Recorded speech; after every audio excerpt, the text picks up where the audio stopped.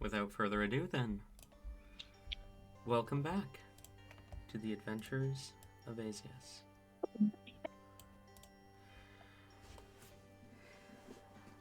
Last we left off, you all ventured to Blazeport, where you found Nyx, but he wasn't himself. Nightbloom, he was going by. And as soon as you made yourselves known to him, he attacked.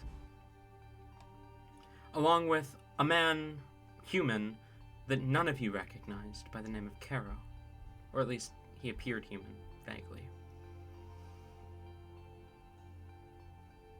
There was a third, Zed, Rain's old friend. But unfortunately, they escaped.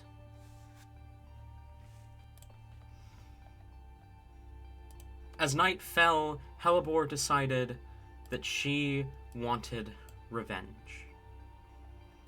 She wanted to go hunting and found a vampire. Unfortunately, the vampire in question was one of the independents of the Crest Hunt, who almost killed her. But she survived. Something or someone doesn't want her to die. As Helibor and Talzin began to make their way back to the inn, we're gonna pan elsewhere.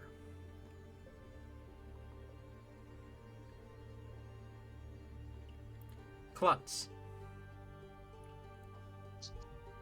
could you describe your character, please? Okay. uh, a short person. They stand at about 3'4". No, 3'6". That's the one. Currently, they are fully decked out in armor.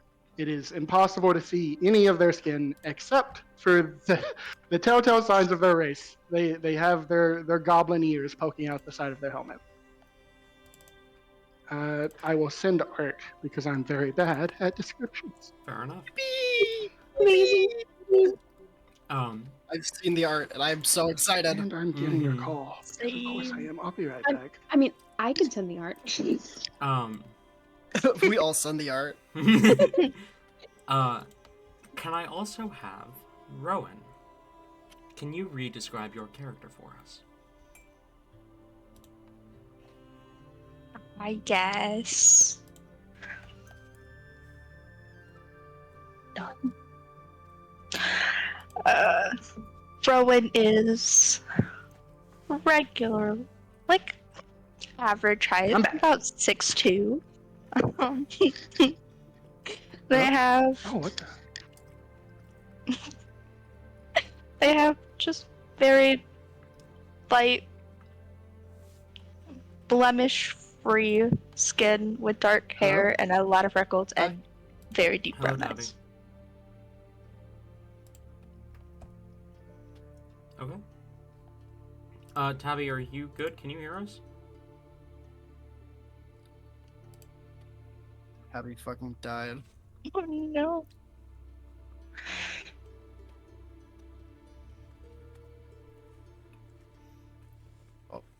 What?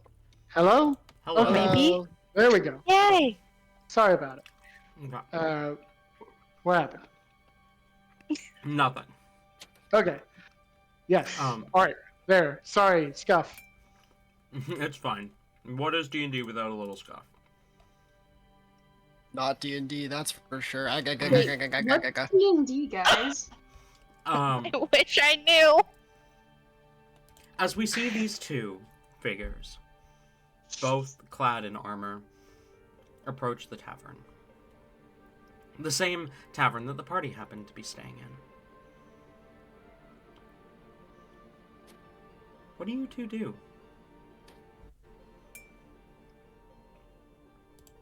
Man, now I wish Rain was an asshole and bought out the tavern for the night. Give me What? 1 moment. Like, give me 1 minute. I'll be right back. Oh, okay. Okie dokie. You're appalled what, Tate? Like, damn.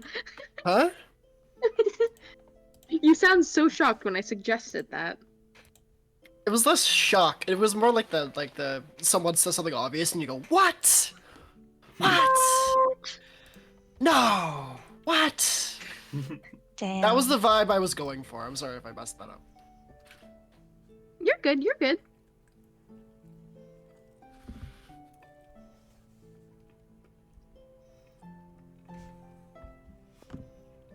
Okay, I'm back. All right. Welcome back. Hello. If you Okay. leave again, it's gonna count as a strike.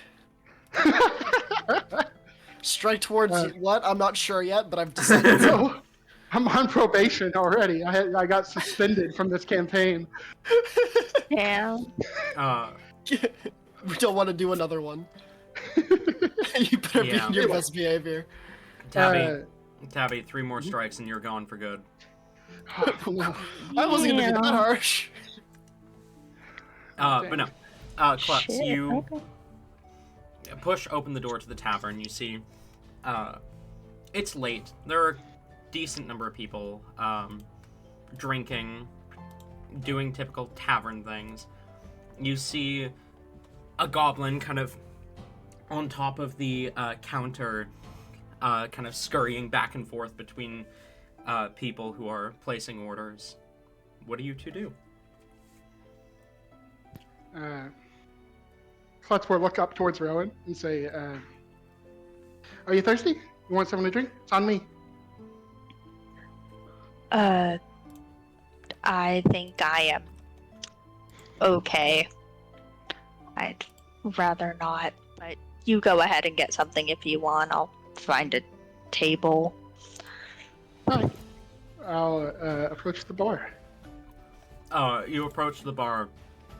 You see the goblin on the bar kind of scurries over to you as you approach and starts up. What can I... Oh! What can I get you? As they seem to notice the symbol on the center of your armor. Juice. Apple if you have it, please. Of course, your nobleness. That's... okay. The goblin then turns and shouts out, "Hey! We need an apple juice out here! Stop!" And then, a moment later, Bugbear kind of comes out from behind the kitchen. "Here you go." "Of course, okay. Here, just for you. That'll be 2 silver. I'll put a goat on the counter. Whoa! Do you need your change? No, you can keep it. Immediately shoves the gold in a pouch. Enjoy your drink. Go find Rowan. Rowan found a table pretty easily. I'll hop up onto the chair and say, "So, right. Can you go over again what these people we're looking for? What are they like?" Well, the one you most have to watch out for is this annoyance named Rain. I knew it. He just Right, that's the one, He's- sorry. Go on. he's just a menace and tried to kill us, so, you know. Be wary. Yeah, that sounds pretty bad. Is that right? Serena's looking for him? I haven't the faintest clue. I would not be surprised if he just pissed someone off by opening his mouth, so. All right. What about the others then? Hellebore. Quiet. Follows Rain around. Honestly, just seems shy and unsure. And then there's Todd and Fernick. They seem the most level-headed and trustworthy of the group. Honestly, considering Rain is there, is not saying much, but they seem alright enough.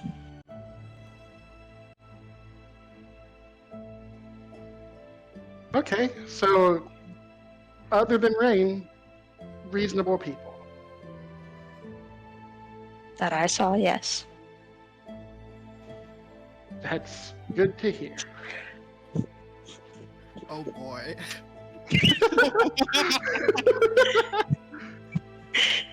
This is gonna be good. I'm so excited. I will flip up my visor and drink my apple juice. As you flip up your visor and begin to drink, there's a moment where everything kind of remains stagnant, and then the door to the tavern opens. Immediately drawing your attention, you see Rowan, one person familiar to you, Hellebore. And Klutz, to you, someone whose description could not be mistaken for someone else. But neither of you recognize the other figure who enters, Talzin.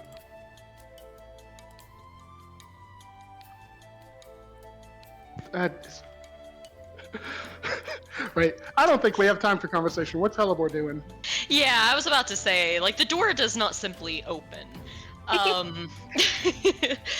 The door literally just slams open. Hellebore's entire force, like, moving against it. As you hear a screaming, crying mess just run past you. White, bloodied fur, eyes full of tears, with a feral, terrified look at the entire group of people. She is immediately running up the stairs, and you hear a door just slam shut behind her. The entire tavern basically goes quiet as eyes kind of turn to now Talzin, who came in with Hellebore. What's Talzin up He to? just kind of like freezes for a bit, kind of like looks around and then gives like a sigh, seems to consider something for a bit. Then like this quiet, sheepish like voice, he like barely pipes up. You guys might want to stay in for a bit. We may or may not have some issues outside that I can't get in here. So yeah, sorry. Back to whatever, and then he's just gonna like quickly walk up to the other room.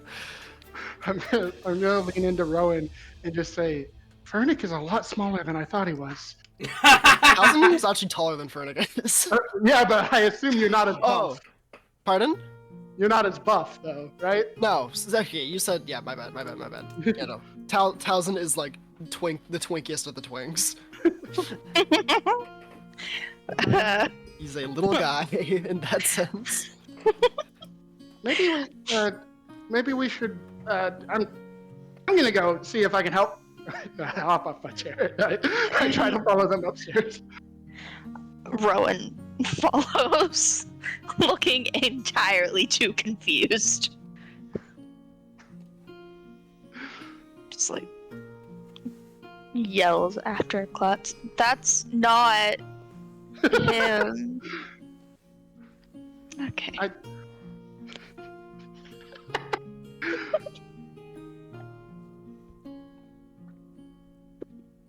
Okay, so we go upstairs. Yep. Is Talzin fast going upstairs? What's Talzin doing? You can probably catch him before he gets to the door. Or like, Okay. you're like, if you don't catch him before he gets to the door, he's like standing in front of the door, like debating if he wants to go in or not. All right. Klutz will approach Townsend and say, "Hey, Ah! excuse me. Oh, hi. Oh, I'm sorry. I didn't mean to. You're good, you're good, you're good, you're good. He like whips around, and then if the door was open at all, he hasn't shut now. His back is like pressed against the door. We can hear the sounds of whimpers inside. Probably. Well, once this no. scene is over, there is a thing I have planned that Helibor is doing as we speak. But yes, he's Why don't we start with that then? Yeah. Yeah. Oh, okay. We pan into the room as Helibor, you slam the door behind you. She runs in and finds a corner to huddle into the fetal position in. She is, of course, crying. There is quite a bit of sobbing and whimpering, but quite quickly she looks down, kind of just like at her chest, and places like a hand like vaguely over her heart, and tries to take like a few deep breaths to steel herself, where she kind of chokes out, "Who are you?"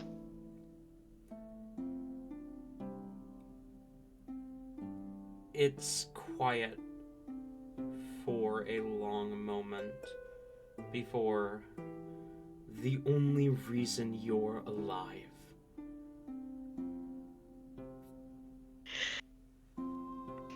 Alright, so outside you would hear a bang as Helibor jolts like a cat and hits her head on the ceiling. Incredible. Also, wasn't Hyacinth with us as well? Oh, you're right. Yeah, Hyacinth would have come in like just behind. Okay. In that case, Talzin would have like coming up to Talzin. Talzin's probably holding the door open for Hyacinth to go in first, and then notices the two people approaching, then shuts the door quickly. Mm-hmm. Okay. Anyway, continue. Anyways, Tori. moving. Yeah, sorry. No, you're good. Her eyes nearly pop out of her skull as she begins to hyperventilate for a moment. You speak on command! Oh my goodness, who are you? What are you? Why are you in there? Thank you. I do appreciate it. I do appreciate keeping me alive, but who are you? What are you? Why are you? Why? Who? There's another long moment of quiet before you will learn in due time. Oh my goodness, you're one of those types of people. I think for now, you should focus on the fact you have visitors.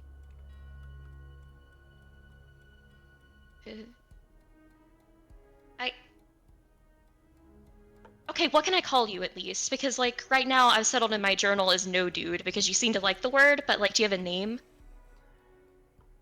There's another long quiet before... It is not my name, but call me Zeus. Go ahead and roll me a religion check. Alright. Come on, Helibor. That could be worse. That's a 15. Zeus. You've heard the name in legend before. You can't quite remember what stories your mom would have told you that had Zeus in them. But the name is familiar, ancient.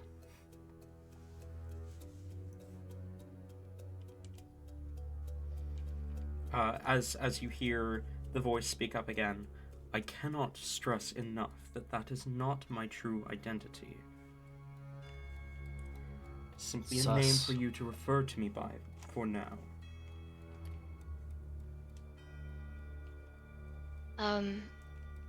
Okay. That, yeah, you know what, that is better than no dude, so I will do that. Okay, one last question. Are you're the purple thing, right? Your soul contains two halves of yourself and me.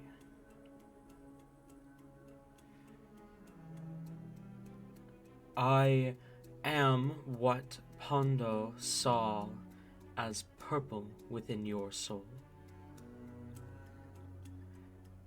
But the purple thing is not a very apt description for me. Can I have the app version? Later.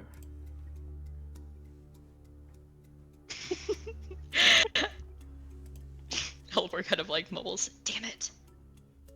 Oh well, thanks for the assist anyways. I do really appreciate it. I was like really scared that like I was going to have like some like awful, evil, horrible like entity thing, but like, you know what? Like you seem pretty cool, so like, yeah. This is a nice cool thing. Okay, bye. I'll talk to you later. Bye. You can't leave me. Whatever. As you feel the presence fade.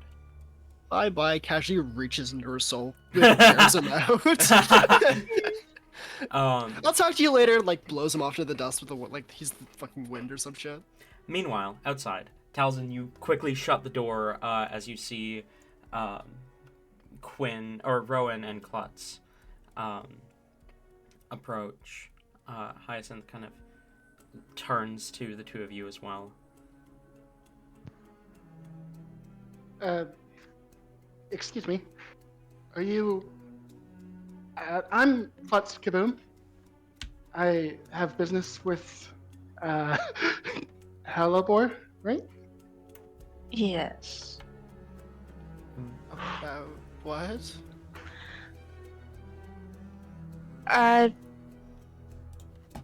My name is Rowan Quinn. I've met Helivore before, along with her group. We just needed to talk to anyone in the group.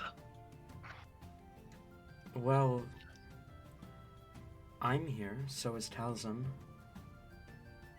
What do you need? You weren't in the group. Who are you? I will say, seeing Talzin referred to not as Fernic, Klutz kind of doesn't. Oh, okay, that makes sense.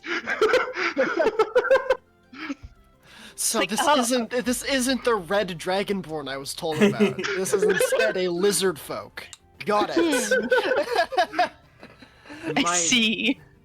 My name is Hyacinth of the Gotska Grove.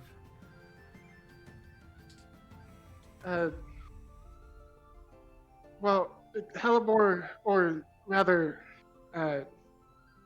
someone within Helibor's group owns something that I need to get. Kind of narrows his eyes suspiciously. I believe it is in the form of a glaive at the moment. Has Hyacinth seen the glaive? Do we have it?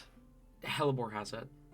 I imagine like again, this is one of those things that I just like to just imagine it's a video game. She stuffs it in her ass thing, but like I imagine yes, she is somehow carrying this and it is visible. It's like every RPG character ever, where there's like everyone has like a fucking portable hole in their asshole. Like just they just put stuff in there. I don't know. Rain's got the mod pack on though. We're carrying around the owl bears on her. That's just a skin for our backpacks. I hate you guys. Jesus Christ. Have I ever told you how much I hate you guys? No, you should say it more. Only literally every single day. Don't worry, I hate me too. No, Tate! Hey, Tay, only we're allowed to I feel hate that. you. Damn. Sorry. I don't see a law saying that, but moving on. It's a law of nature. Yeah.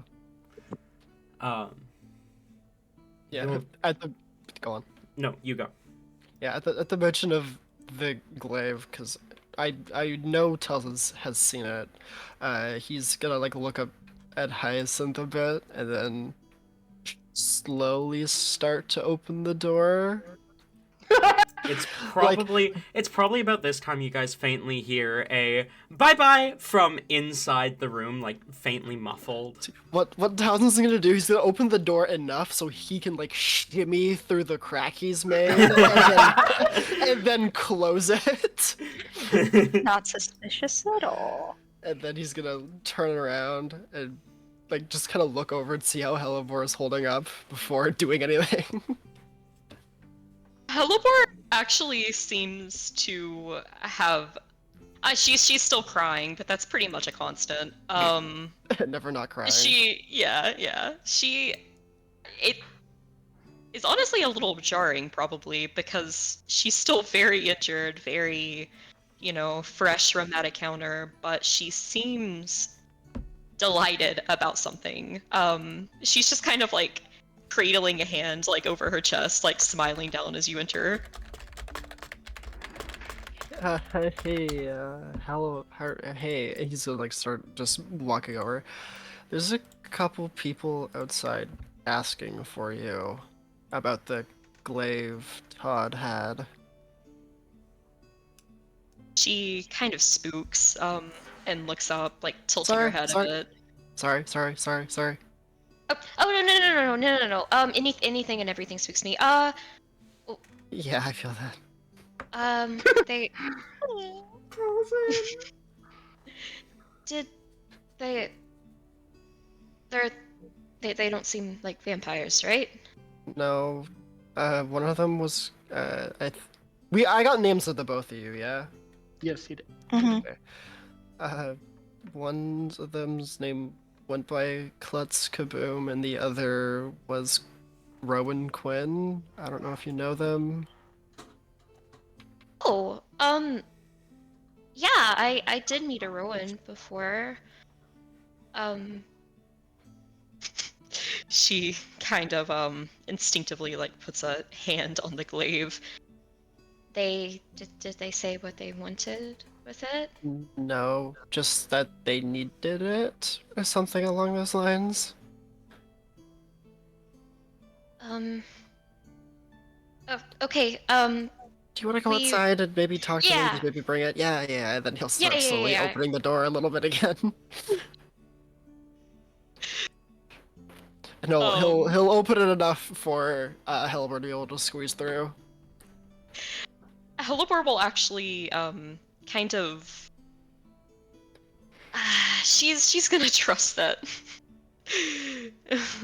Oh well, no, she's gonna take a look first. She stands in the doorway, not outside of it, still obviously in the doorway, and just kind of like looks out a bit. Hi there, Rowan. It's cool to see you again. To what do I owe the pleasure? You're bleeding a lot. I don't know if you know. You've got a little something like gestures to all of her. Here, do you mind if I will try to approach Halivor? She instinctively backs away.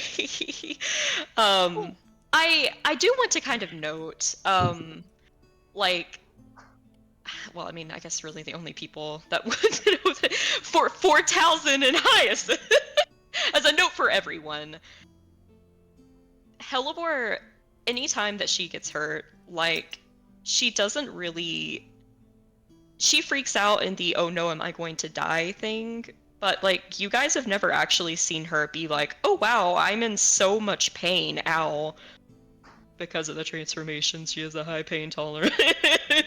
So she actually kind of looks down and like, it's almost like she had legitimately forgotten that she was like that hurt. Still kind of backs up though, and she I don't even know if this would actually work or not, but she's not inviting them in. She's doing the vampire test. She does like the slightest like head tilt in the direction of a follow, but does not say to come in to test if they can come in. Okay. Okay. Well, Klutz enters as long as Hyacinth and Towson do not stop her. Hyacinth will actually follow Hellebore in. Moan's just following. They do both enter without a invite. Okay, as you enter like the threshold, you see her immediately, like she seems to like loosen up. And she'll kind of sit awkwardly on a chair or something. I guess if you're a healer, I wouldn't say no. I did just kind of had a rough moment. I'll say. Sorry you had to see that. Yeah. Are you okay? I've been a lot worse than this. I am alive, so that is joyful. Yeah. I'm not okay, but I'm okay. Yeah, I understand that. I will approach, and mechanically I'm casting Healing Word, because I don't have Cure Wounds prepared, but I like Fair the enough. flavor for Cure Wounds better. I'm gonna put my hand over the wounds, and not exactly a static shock, like, you know, like how you touch something and it hurts. But, you know, when you're standing next to something that has charge and it like is pulling your hair towards it, it's that kind of feeling as Klutz holds her hand over your wound, which will slowly begin to mend. And I will cast this at, I don't know, it's late in the day. I'll do it at 3rd level. Why not? Okay. Go ahead and roll that healing. Oh, that's awful healing though. Have you You considered heal- healing more? Heal 8. I rolled a 1, and a 2. Oh god. Oh. But as she stands there, Klutz will say, "What? Oh, why is your blood changing color?" Hellebore, who had absolutely jolted a little bit at the weird, like, pulling sensation, her eyes, like, suddenly, like, dart over a bit, and, she kind of coughs a few times in, like, an obvious attempt of, like, trying to think about something as she stalls for time! I will say, with you do that, I think Klutz immediately clocks that this is something she doesn't want to talk about, and so Klutz kind of backs away and says, "I'm sorry, that was rude." Anyway, Oh, no. It's fine. It's just the answer is it just does that. oh, awesome. Yeah, yeah. No rhyme or reason. The eyes too? Oh yeah. Yep. Sometimes I forget about those. Yep, they do too. Huh. I'm sorry, I greeted your companions, but not you. I'm Klutz Kaboom of House Kaboom. Oh, yeah. Hi there. It is pleasant to meet you. I'm Hellebore Mila Devlin. I'm... I'm sorry, I'm at a loss. I don't know much about the Devlins. You must be quite strong, though, with, connected to DA? You see, like, a confusion at the, oh, I don't know the Devlins, like what could this mean? Like, why are they saying this kind of, like, head tilt? And then just a awkwardness by the end of it, as they, immediately avert your gaze when you bring attention to that. Well, I Devlins aren't like nobles, I don't think. So like, you don't really that makes sense. You Oh. wouldn't really. Okay. Okay. I'm sorry. I thought I missed one.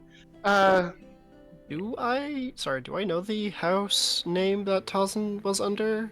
I don't think you told me. I don't think we came up with one. No, we didn't. Okay, I'm not tripping. Okay, Okay. that's fine. Okay. I'll come up with something like right now. 1 second. Okay. But yes, I have business. A companion of yours has something that I believe is intended to belong to my family.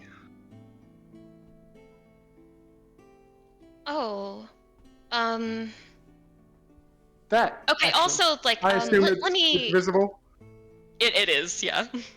I point it and say that actually.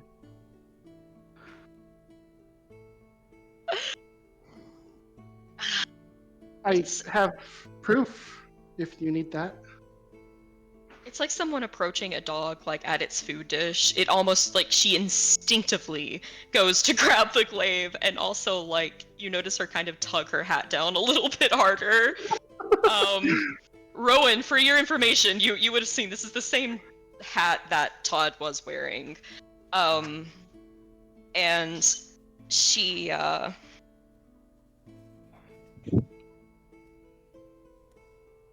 kind of gives like a panicked look between like the two items, looking down and then like looking up at the brim of the hat. Okay. First of all, just to correct you on like the first bit of it.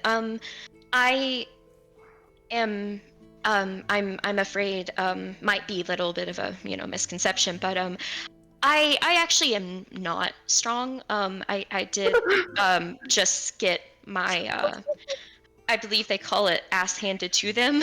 So yeah, no, I'm really not. I mean, he was way out of any of our leagues. That was kind of not to be rude. That was a little bit dumb. Who are you fighting in the city? It's honestly like an entire thing. But anyways, yeah, I just wanted to let you know that like I'm totally useless. So like don't be thinking otherwise. Anyways, don't let her lie. Don't let her lie to you. anyways, I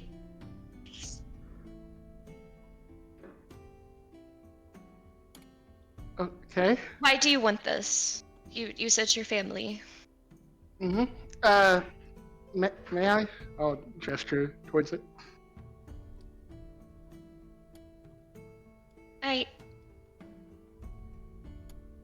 Not to be rude, but I Right. have No, okay. sorry. It's just I have someone who I love very much was using this, and they're not here right now, but they're gonna be back, and when we find them, I don't want to like be like, hey, I gave your weapon away and stuff. So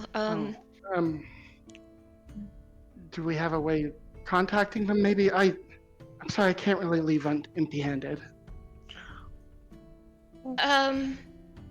They kind of were sent to another plane. So I don't really probably not. Yeah. That does make contact pretty hard. Yeah, it does. May I ask what happened? Or where the others are? I haven't seen anyone but you. He kind of sinks a little bit further. As Hellboy, you don't have to tell them. I don't know what it is, Am I but not supposed right. to ask? You don't have to tell us if you don't want to. It's not important. No. I mean, it's related to this. And Rowan, I mean, you were with us for like 5 hours, so like you deserve to know, definitely.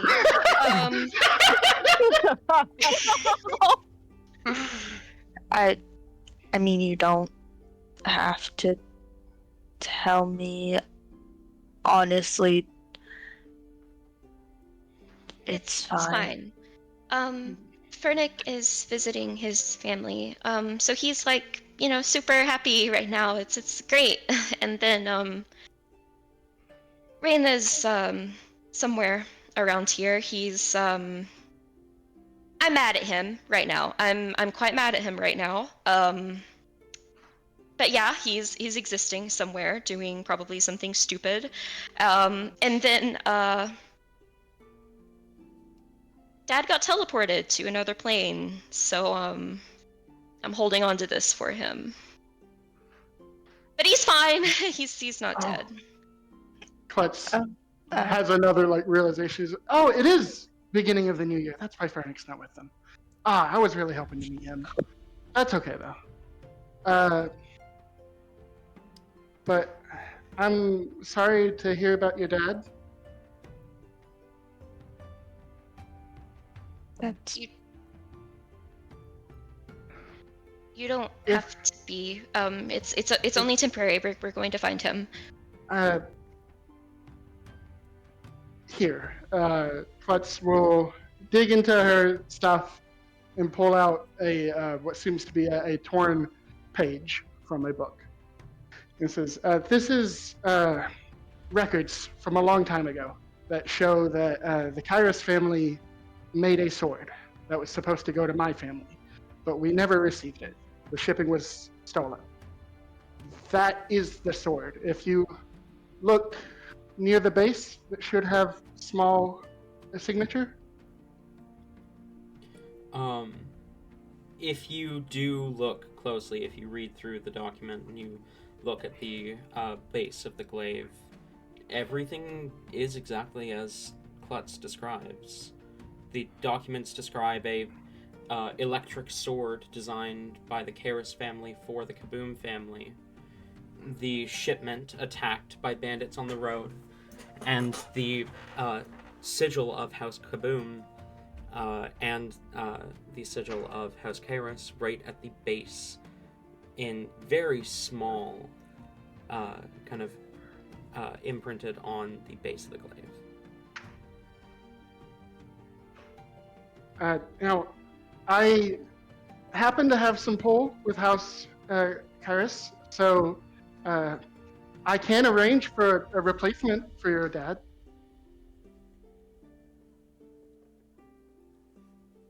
Helibor, I do imagine she does kind of look through the document a little bit. She'll very sheepishly, take the glaive off, not hand it over, but she'll kind of put it in her lap a little bit, look at the thing that's on there.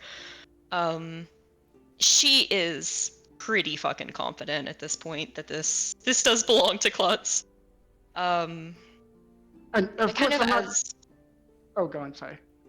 as she's doing that, there's an increasingly sad look. I do want to note, since she has seen you, Klutz, anytime she looks you in the eyes, there's immediate pity. It's a little weird. But she's been kind of averting eye contact a lot. Klutz assumes this is for the eye patch. No, actually, you have a bit of dirt on your face, and it's weird to look at for some reason. Continue with what you're gonna say. Of course, not for free. I did bring gold, and you can name your price. If it's more than I have on me, might need to go home and get more. But yeah, this is an exchange. I'm not here to take it.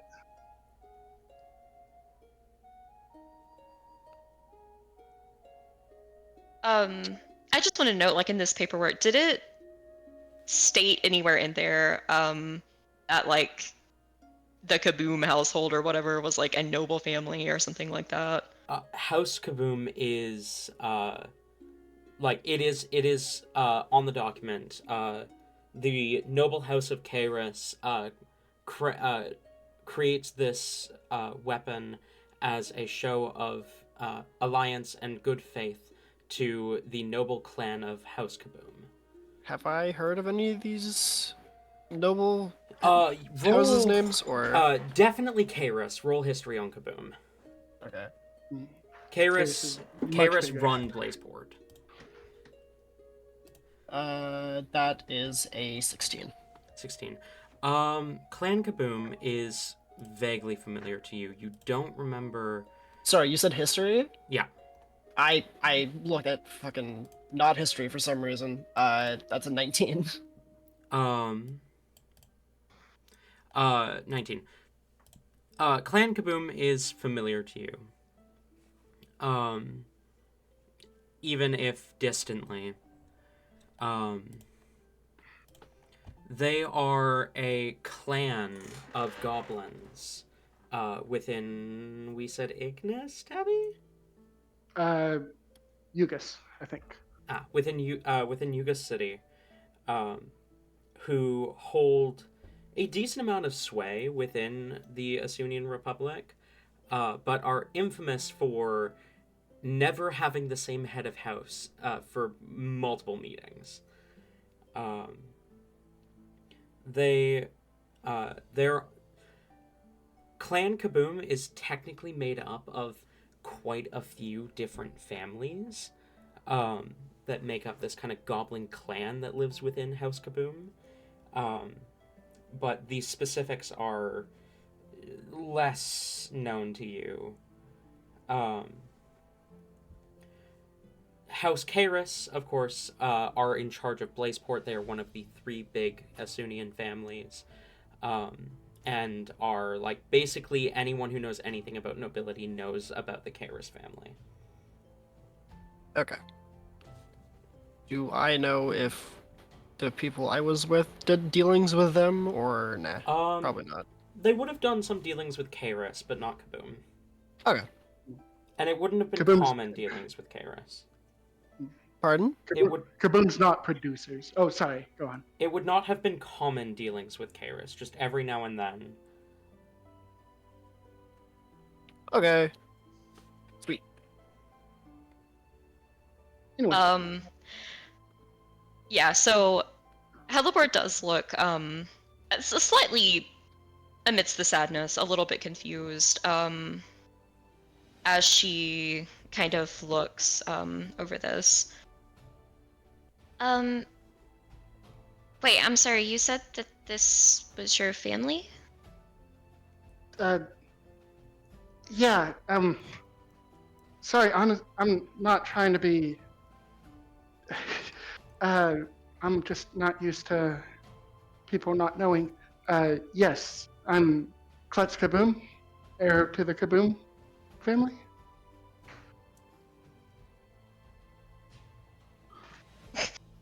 Helibort just has like a deep look of confusion as she kind of like looks off trying to process this. But you're nice. Thank you. I didn't mean anything by that. I just meant that nobles are usually terrible, awful, no good people. That's a joke. I love it. I want to. Klutz does chuckle and say, "Yeah, some of us don't have the best track record, but we're not all that way."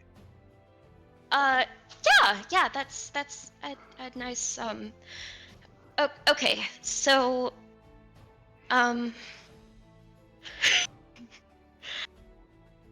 Helibort takes a deep breath, closes her eyes, and she will do the like steepling her hands in front of her trade offer pose.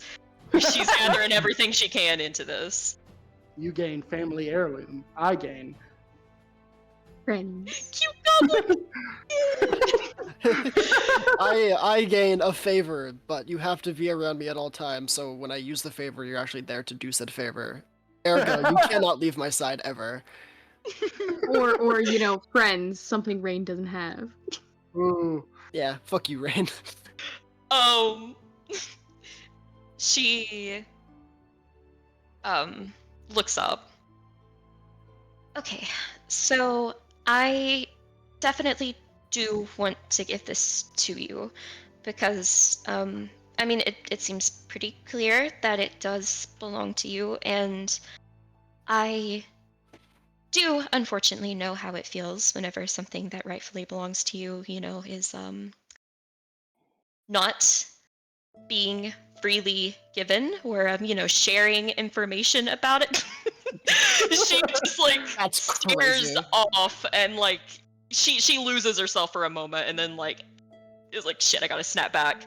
But anyways, Talzin yeah. is sweating profusely at this comment.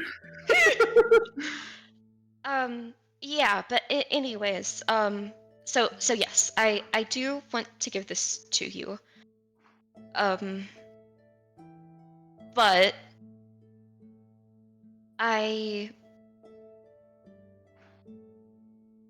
if I may be so forward in asking, and excuse my impoliteness, Rowan, I saw a little bit of your abilities. Previously, you seem good at fighting, like weapon things. Plus, you healed me a bit. May I ask about any other capabilities that either of you may possess? I mean, I'm trained in combat as well. I can hold my own.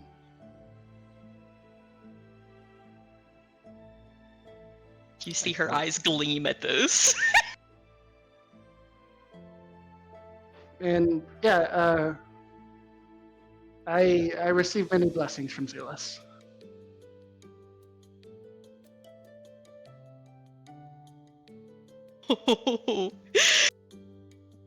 um. There's an exact 50-50 split between like a temporary increase in the sadness at that and the oh yes, I finally have someone who's not fucking heretical in here, Rain. Jesus.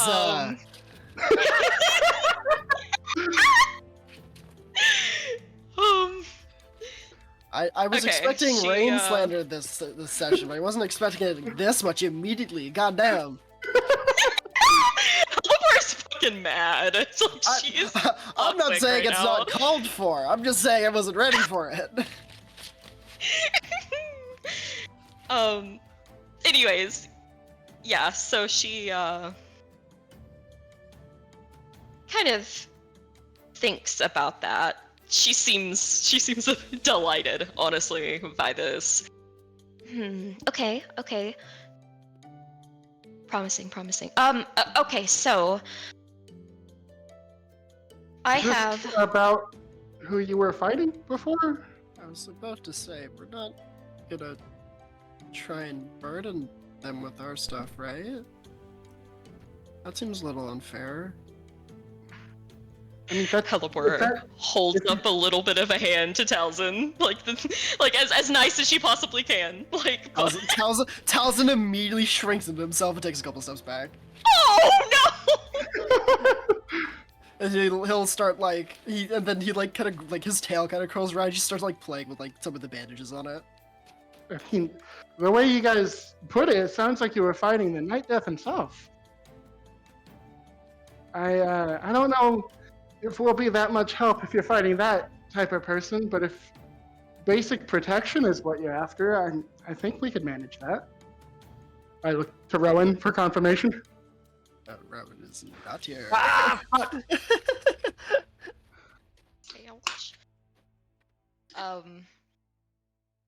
Helipor will like lift up like 2 fingers.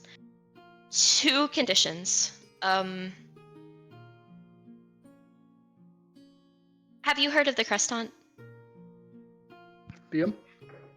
That's actually. I'm surprised that didn't come up in character creation. Yeah, whether or not I knew I'm that. also surprised. Roll history.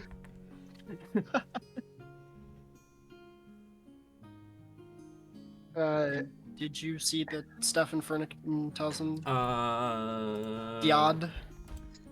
I did, yes. Okay.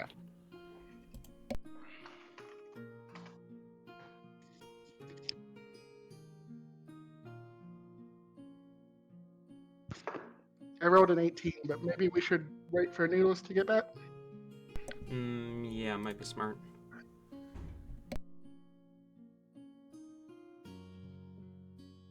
Don't want to advance the conversation too much without them.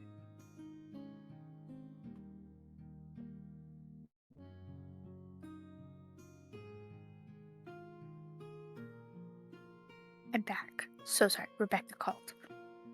You're good.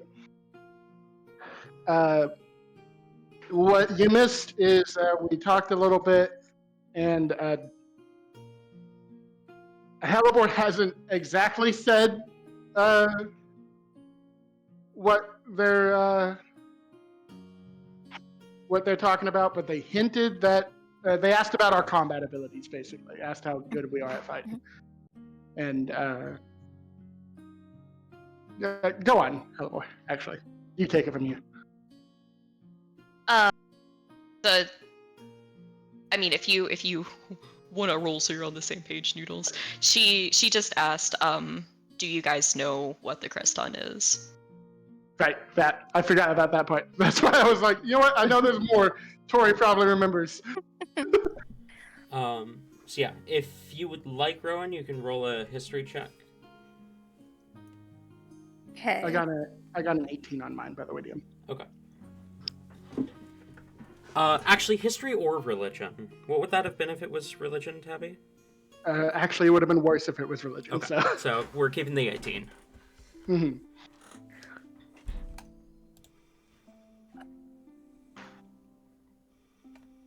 21? Okay. That's math. Um, Yes. I have to remember how to do math. God damn it.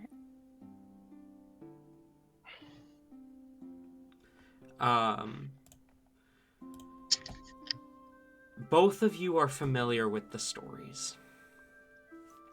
Tales of a group of ruthless vampires who showed up shortly after the end of the War of Heroes and slaughtered pretty much anyone bearing a crest. You remember the stories ending with D-Ray stopping the crest hunt,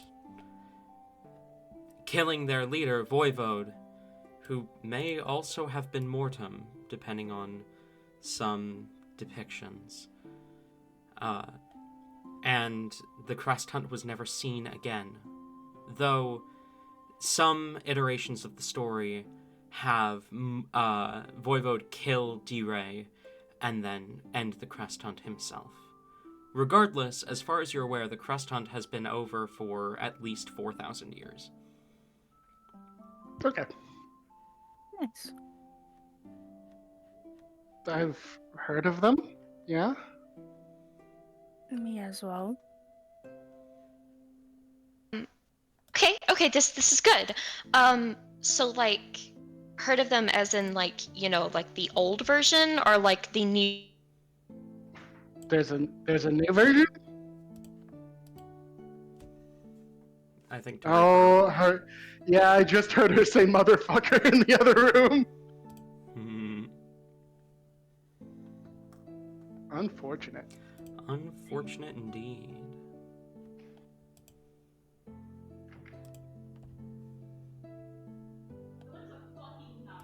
Are you okay? Okay. I heard her. Did it crash? It did, yeah. Oh no.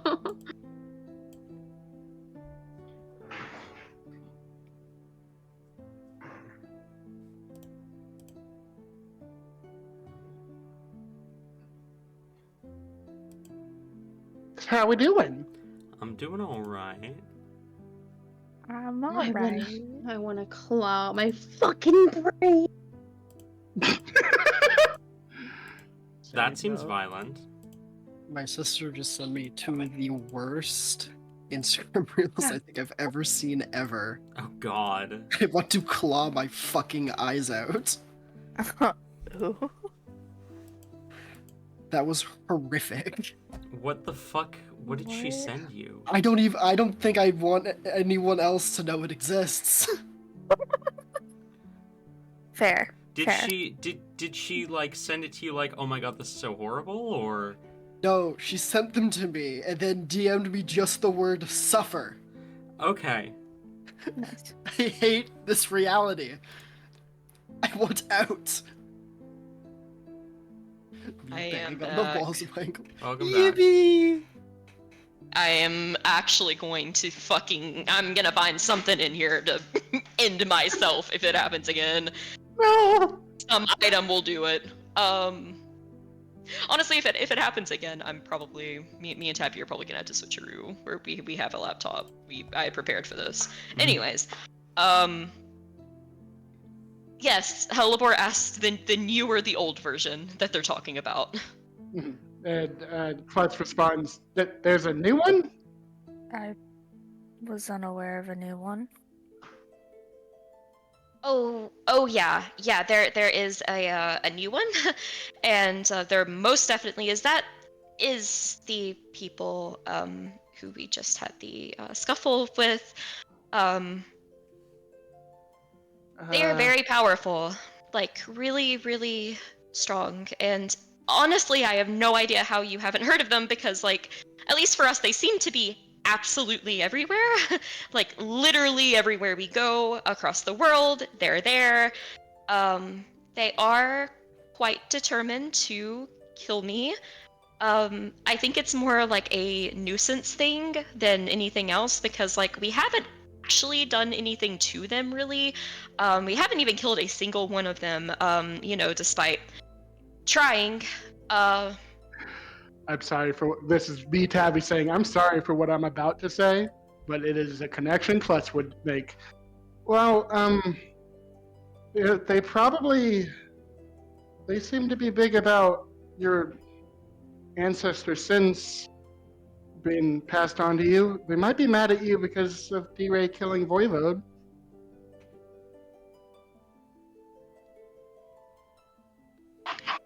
Oh, Tabby, why? Uh-oh. Oh man. It begins. She was kind begins, of begins. she was looking away, but her eyes snap to you and you see, like, you swear that for a second, like, as her eyes are like boring into yours, like, it becomes a little harder to breathe. Like, there is a stillness for a moment. And then the most awkward, forced smile you've ever seen tugs at the side of her mouth.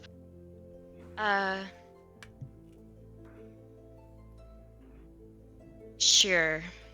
Hyacinth kind of speaks up and says, it might be best to not mention either of those names at all. Okay. Go on. After a few more moments of just like this PTSD, like far away look, she kind of does like the dog shake to like steel herself. Anyways, that's besides the point. Well, I mean, I guess that's part of the point, but no, it's honestly besides it because they want to kill every crested person. I am very sorry to inform you, Klutz, but I do think that would include you. Judging And by since your you eye. are unfortunate and I just mean that you have it, then like, yeah, they wouldn't like that. So if you could help us in fighting them, they are a like world-ending threat, and if you don't help us, they'll eventually come for you and kill you, or try to. So I think it would be very good if we got a head start, and I want to recruit people and like build up like a thing so that we can go and hunt all of them down and kill all of them before they kill us.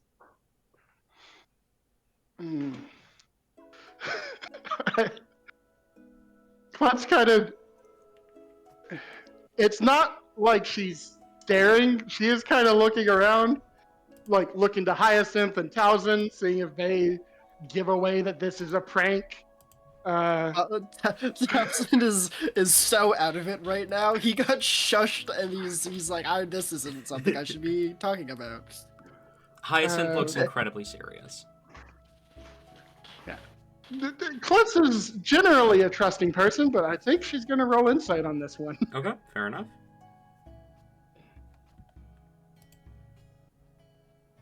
Rowan's also gonna roll insight. Fair enough. 21. You're stupid. 17. The one frame of noise laugh will always kill me. I love it Yeah, I mean, so much. neither of you see any hint of deception.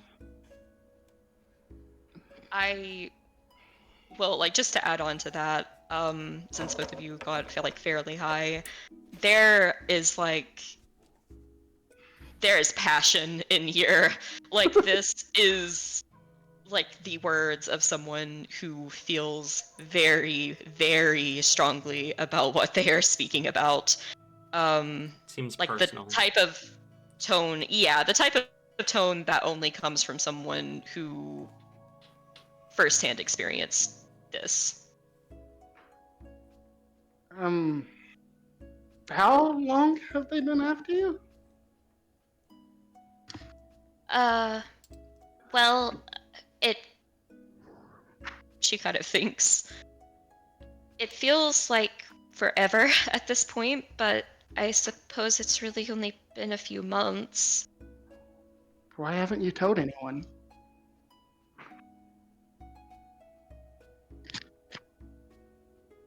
She just kind of blinks.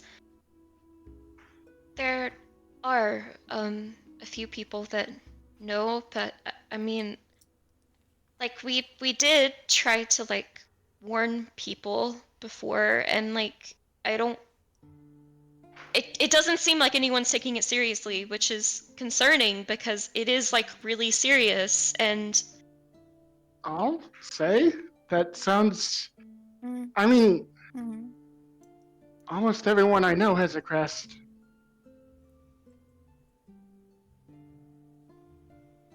This could be very bad. Hellebore looks at you two like you are saints. Like there is such relief at the fact that you guys like believe her and aren't like you fucking idiot. Like it's like whenever the prophet finally finds someone who believes them and they're like, "What? You fucking..." Cassandra meeting Odysseus. Mm-hmm.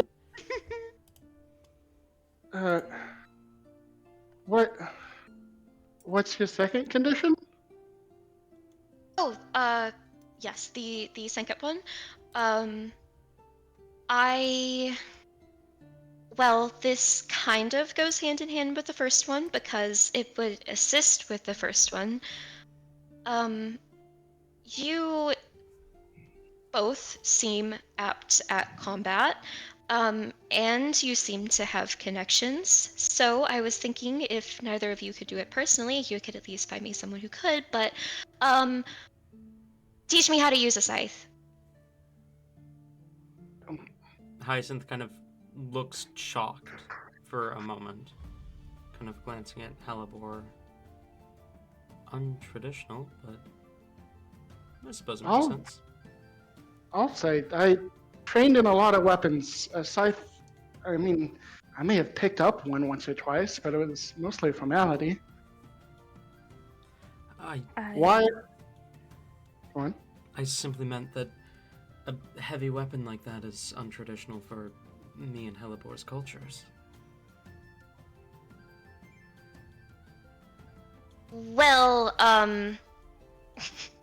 She kind of sticks out like her chest a little bit. I plan to merge those cultures into something that is, you'll She gives a slightly sneaky look to Klutz. you'll find out if you agree to it. Rowan?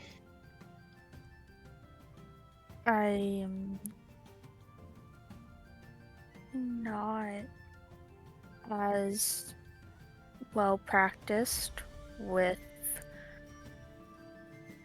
that particular weapon, but I mean, I can try. Yeah, it can't be too different from a sword. I mean, I can Yeah, give it a you just shot hold too. it and swing it around. I So mean, okay. to summarize, you want us to teach you how to wield a scythe and to help you kill everyone in the crest hunt? That does seem pretty Exactly. steep. But I mean, I don't know about killing everyone. But I mean, I agree that's a problem, so. Rowan, I don't want to rope you into this just because. Are you okay with this?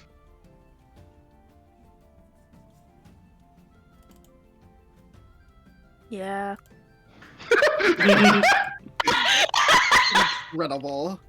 Well, all right then. I guess you got a deal.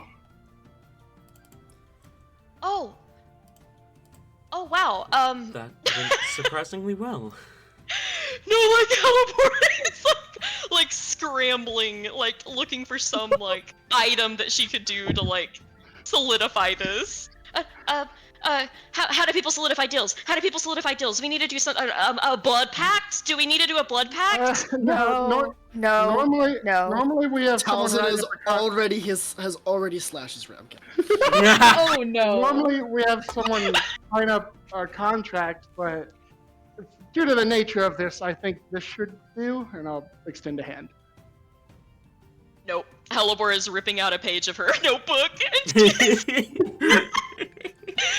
She is very quickly like this is chicken scratch, like basically like you help me kill vampire people, teach me cool weapons. Like this is the most informal quick thing ever. But she will sign her name. Oh god, I think so I already decided like Helibor in most of like her journal, like she's gotten a little bit used to writing in Old Celestial because she does that so people can't read it if they get it. She starts to sign her name in that, and then it like you hear her like be like fuck shit. Scribble over that and then write it in another language you wouldn't know, Druidic. I will. Hyacinth kind of leans into Helibor. I don't think they know our language. Fuck shit. Scribbles that one out and then writes in common. I want to remind everyone that Helibor's name in Ancient Celestial translates to precious cat. Oh, that's really cute. Helibor is the most precious of cats. You of all people are not nice. I'm kidding. I'm kidding. She will slide it over for Klutz and Rowan to sign on it. So this is the first time in this conversation vampires have been mentioned, right? On the paper. Well, the crest hunts, you would have known them to be okay. Vampires. Alright. Or at least a lot of them were. Vampiric in nature. Like the prominent ones were. I'm not supposed to just sign anything. It's kind of a big deal if I do. Oh, what the hell? I'll pull out my signet ring and I'll leave an impression. Okay. Of like a stamp.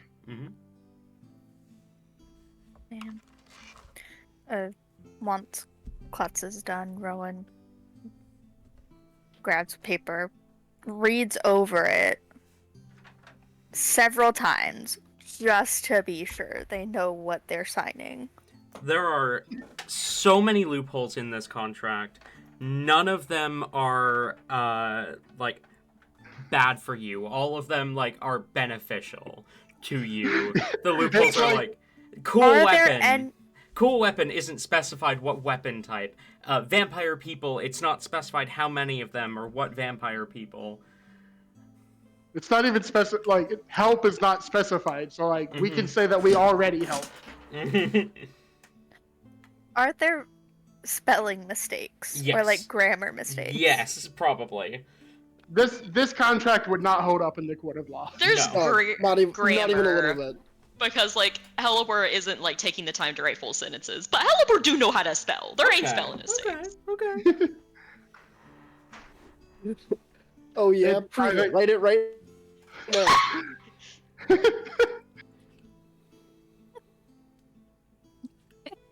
Yeah, no, this would not hold up in any legal court, you know, Rowan.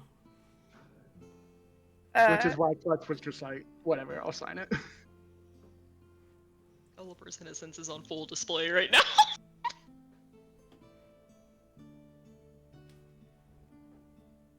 Rowan makes note of the like grammar errors and then signs it. Okay. It's also not clear who you and I is referring to in the contract. Those are usually God. defined. This is just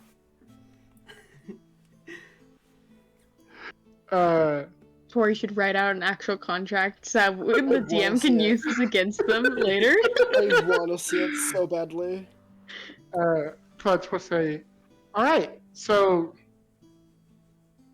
then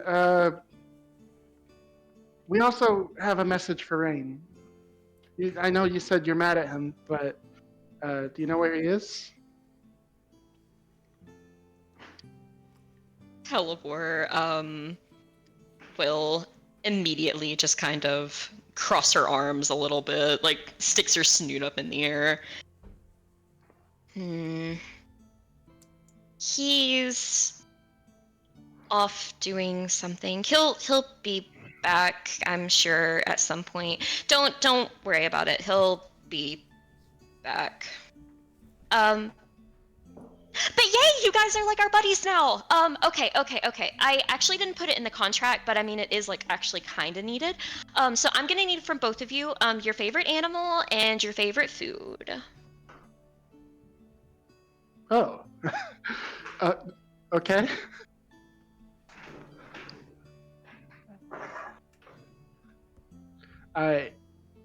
Hold on a second. I will not hold on a second. Please, I need you. Please, I need you. No! No! Here you go. I wrote out the contract. The two sentences it Oh my contains. goodness. Big thanks. Love that. The contract. How did I not? Okay. big thanks. I love it. Amazing. Klutz will think about it and just say, well, I don't really know about a specific food, but like I like breakfast foods, like eggs, bacon, that kind of thing. They're very good. And eels, electric eels, are my favorite. Oh, I was just about to ask. You have to specify. Oh, the electric ones are the coolest. They're like zippy, zappy, and zappy, and zippy. It's a very, very Right. valid choice. They hurt a bit, but I mean, I've gotten used to them.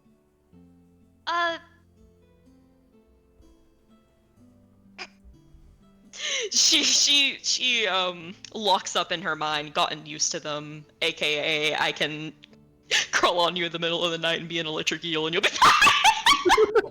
That's amazing. She nods. Okay, I'll have to be one for you sometime. Rowan, you? I guess bears. Bears no. are a good What kind of choice. bear? Bears? Really, Rowan? I don't know what I'm supposed to say. I would have figured it would have been a bug. I'm not saying you're wrong. I'm just surprised. But I don't know that that's an okay thing to say. You can say What kind of bugs. bear? Okay, can I change my answer? Mm, No, what kind of you're bear were you locked. thinking though? Like I have to know what type of bear you were thinking. Like whenever you said bear, like what was the thing that you thought about? I didn't think of a bear. I just don't know how to answer. When you think of a bear, what color do you think of?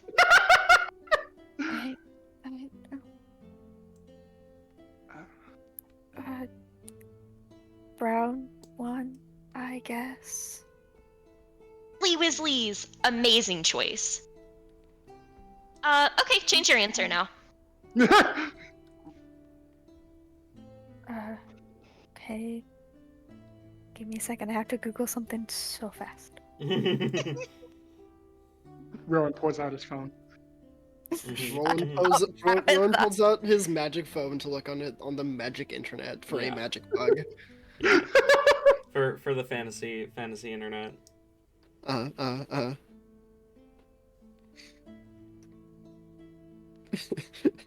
Rowan is Ah, just damn. Rowan is just some guy that got transported from the modern world. He Ah, just doesn't damn, know how he's the- here. The magic internet's so slow here. I hate Magic Spectrum. Oh my god.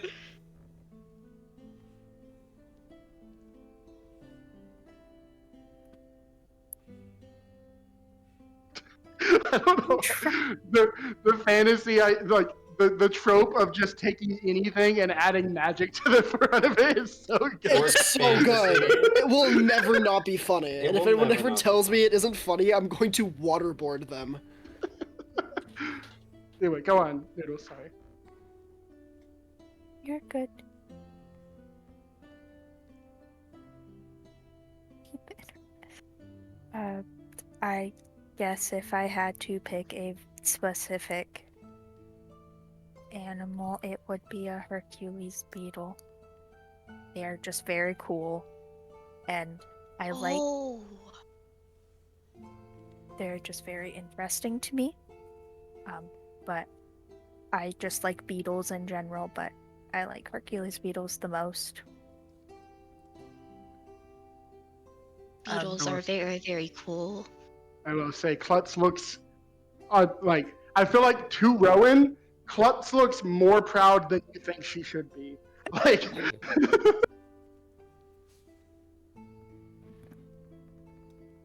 It's like, oh, Okay. great, they're talking.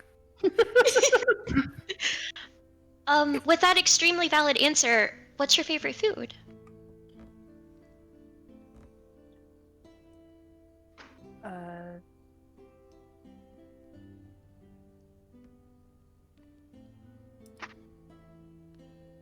Mostly pastries. I like the ones that have cinnamon in them the most. Cinnamon rolls. Sure. Oh gods, I love cinnamon rolls. I love all sweets. I love all foods. Anything that I can put in my mouth and swallow, I really like it. Oh yeah, I should give you guys things about me. So yeah, my favorite animal ever is wolves. Direwolves specifically, because of course, like they're like, you know, more wolves, so like yeah. But super duper close second, like almost tied, are vampire bats because they're perfect in every single fathomable way. Favorite food. A single tear escapes her eye. Sadly, it is shrimp. They taste they're just too good. They're just too good. I'm sorry. Why is that sad? Have you never seen a shrimp? Have you never seen their eyeballs?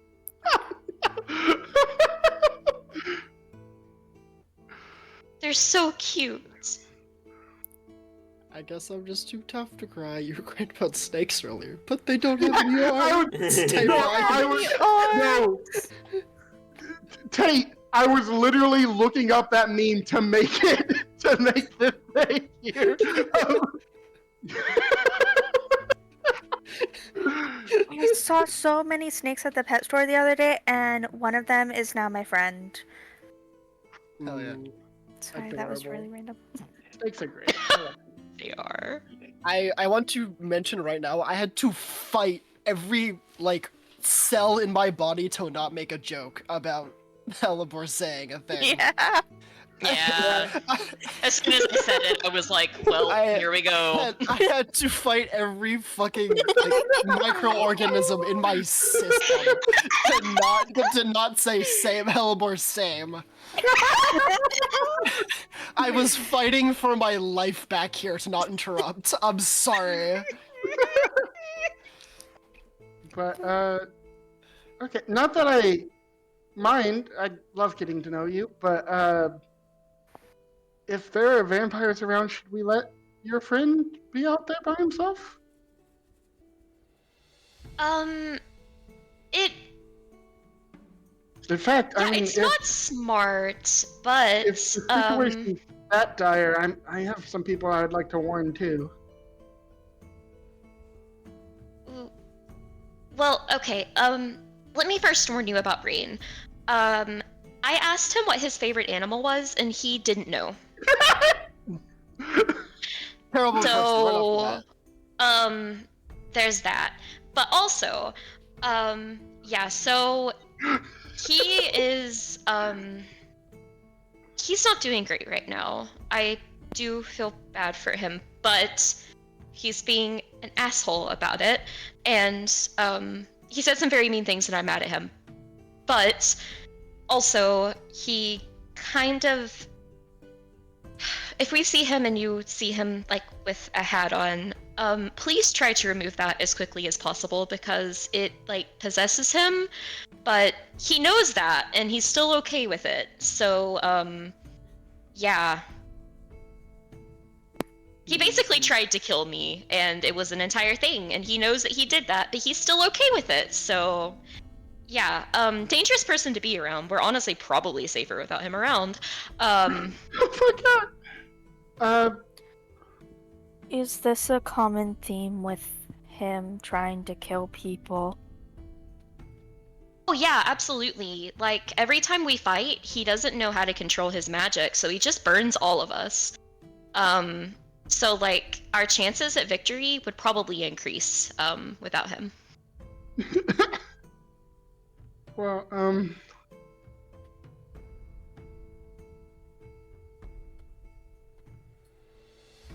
Klutz is as lost as I am right now. Helibor is being like an actual tantrum pitching kid right now. Like, she has her arms crossed, like, as she's saying this. Like, she's saying this in the same way someone... No, it's exactly like a little kid whenever they're mad at their sibling. That's exactly what it is. I mean, that is Right. copy and paste exactly what is happening right now. Just like the, man, I don't even fucking like you. You fucking suck.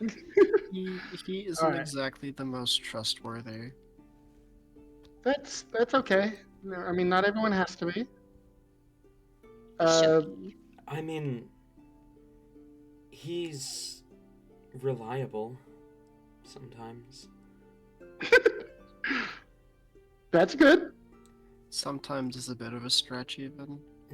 Yeah, I would really say, like, he's been reliable maybe once or twice. He's good at what he does, Helibor. And besides, I get that you're mad at him, and you are allowed to be mad at him. You have every right to be mad at him, but everyone has secrets. Well, not even just that, it's how much he doesn't care about our safety and what he said, and it... Wait, I meant to ask you, what do you know about the hat? That's very important if we're gonna go rain hunting. I don't know anything for sure. I have a theory. I think I think it might be connected to something that I was looking into just before I left the grove. Well, what's the theory? We don't have anything to go off of. I would like to hear it. Okay, so there are these records in the Gotska Grove about an old druid. He was a shadow druid. He abandoned the ways of druids altogether at one point and joined the Council of the Archmages. He created 5 sentient things. He trapped the souls of these powerful demons within a staff, a hat, a coat.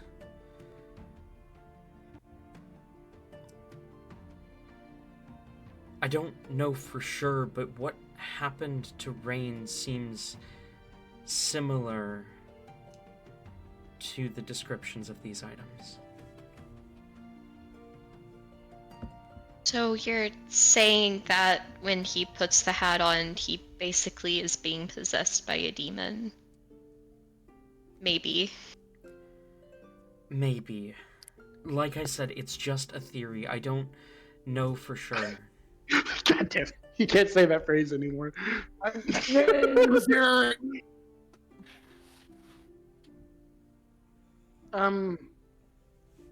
mean, I can't imagine anyone likes being possessed by a demon. Have you told him that that's what it does? I mean, he knows it possesses him. We told him that, like, he put it on and then, like, he attacked us and everything, and, like, he still wanted it back. Like, even after that, he was like, oh no, I don't even care. I want it back. Or maybe he was trying to keep you from putting it on. I mean, I don't think I'm any sure, of I'm us sure would it's- ever be that stupid. I'm sure there's no way it's better than your hat, but Elipor, like, immediately, like, blushes and, like, grabs her hat, like, putting it on a little bit tighter. Well, I mean, yeah, of course not, but yeah. Guys, I want to point out that Helleboy is literally Lisbeth now.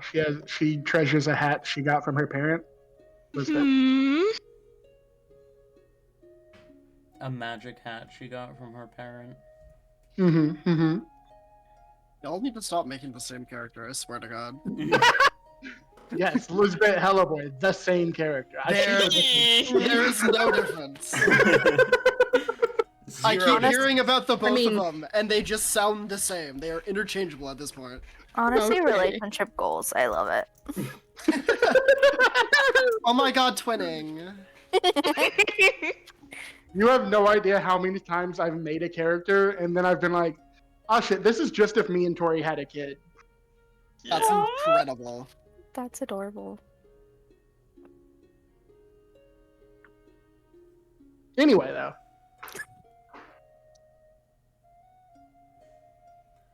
I do think, if either way, there is. I know for sure that the Crest Hunt is actively hunting tonight, like looking for people to, like, drink. So, Then it's since they even are more after important me, that we're out there. Yeah, you stay here, but I mean, if they're hurting innocent people, I can't just stay here. well, I mean,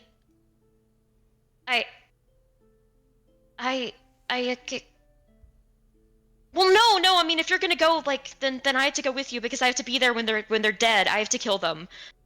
So maybe we just wait until the morning and we're like rested and stuff. Honestly, Rain's probably already here. Rain's probably already here. Do you have any stakes? I don't have any with me, and I don't know if I'm prepared to kill a vampire. But I mean, I still can't just step by. I would prefer knowing that Rain is not on his own. I don't think he should be trusted alone. He seems like the sort who would walk off a cliff without knowing it. Yeah, plus we can't let him die before we tell him the message we have. Is That the too. message you have? Can I ask? I mean, I guess if you see him before us, yeah, Serena really wants him to stop ignoring her. Baka. Hellebore literally like doesn't even blink. Oh, that's it. Oh, okay. Yeah.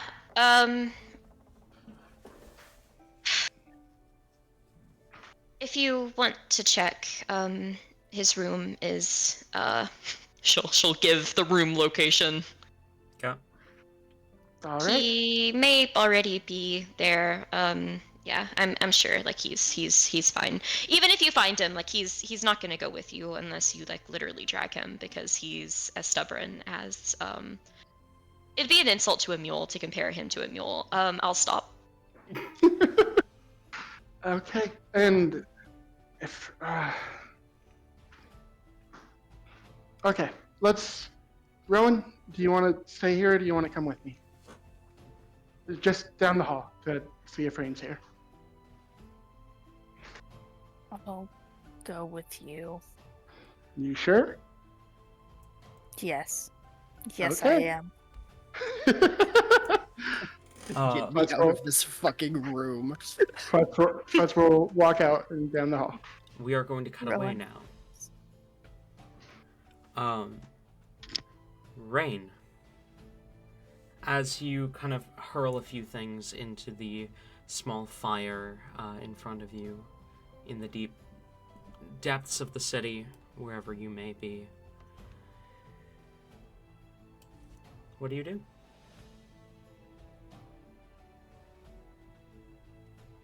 After going through his things, Rain holds up the amulet that was given back to him, inspecting it. He goes to hold it over the fire, nearly dropping it, but it's one of the things they gave back to him. So he pulls it back in and keeps it. Standing up, he does stomp out the fire after it's burned through everything. Ash littering the street, but no remnants of what he burned is left. And after that, alone,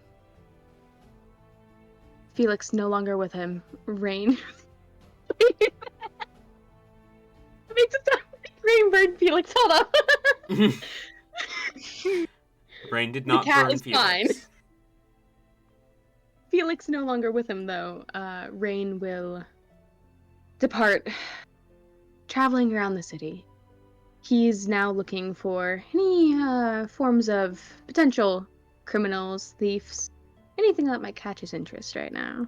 Roll investigation. Aye, aye, Captain.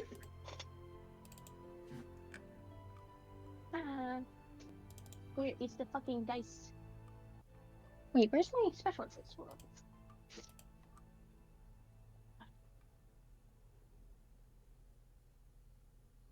This one will work.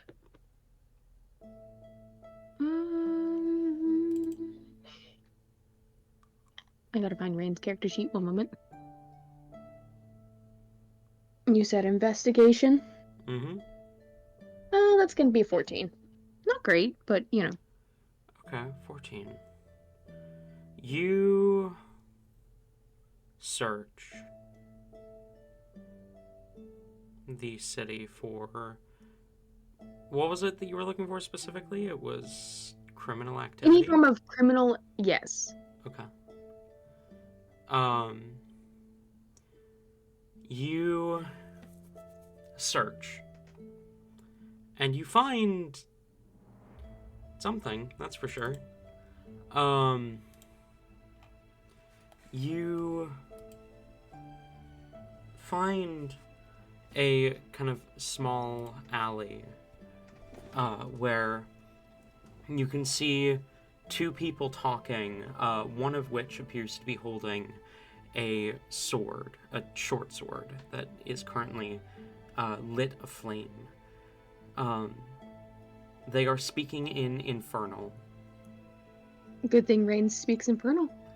As you hear the one holding the sword says, "I wouldn't get snippy with me. You know what it's like when Father doesn't get what he wants." To which... Hang on, let me change the music.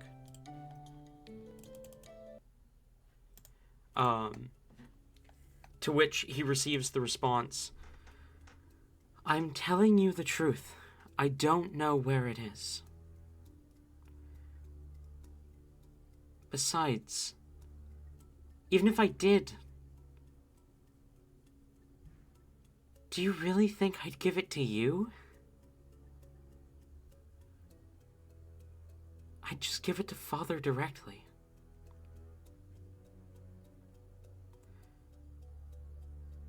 We had a deal. I know we did. And if you aren't going to follow through with that deal, like I said, I don't know where it is.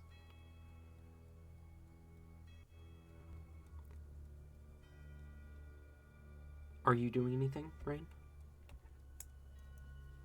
Rain's gonna try to sneak up closer. Roll stealth. Okay. Soft 20. Okay. You are easily able to slip closer without being spotted. How are they holding this, flaming sword? Holding it, threateningly, but not, not like they're about to strike, but holding it, kind of pointed at the other figure. As if they're, like, trying to be threatening. Okay. Rain is going to activate his blade song. I know you're lying to me. Even if I was, so what? I don't have it. That's what matters. Rain would like to try to jump in between and yank, kind of steal the sword, ripping it away so that there's no more weapon in this altercation. Roll athletics. Athletics, or he's trying to do it. Okay. Yeah. Okay, so it's not horrible. That is a 14. Okay. Which for Rain is not bad. I want to specify that's actually really good for Rain, guys. You jump between these two and actually manage to rip the sword from the other's hand, as both of them immediately like kind of panic as the guy says, "What the fuck? Who the fuck are you?" Rain is going to put distance between them before just kind of cackling and spinning around, flaunting the sword. He'll say, Now, what on earth is going on here? Don't tell me this is some pitiful mugging. This is a nice blade. This isn't a mugging. This is... I would hope not. Stooping to such low lives. What's happening here is none of your business.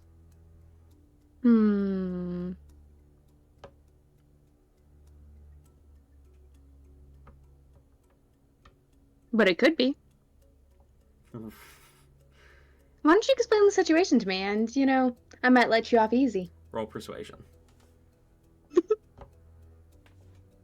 Oh! That's gonna be a 23. Okay. The guy kind of glares and says, "Why would I..." No. Hang on. He might be able to help us. You just admitted to being willing to betray me. Why do you think I would listen to a single damn thing you'd say? Because Father needs this. Fine. So, she turns and looks at you. Our father sent us to retrieve something for him, something important. And just before I could get my hands on it, it was taken from me.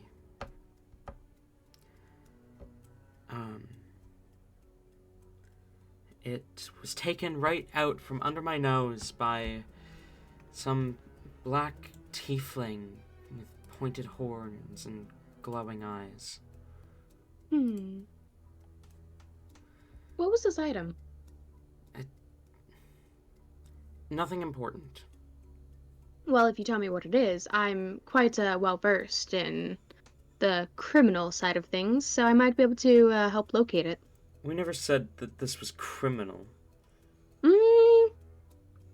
But you see, the tiefling is clearly involved in criminal things, seeing as to how they stole it out from under you. So whether or not you're involved in criminal activity or not, well, who cares? The tiefling clearly is. I mean, he has a point. Don't side with him. I'll side with whoever the hell I want. It's a gem. A small red gem.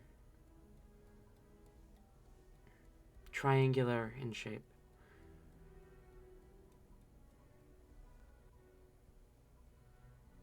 Gem. Does it possess any magical properties by chance?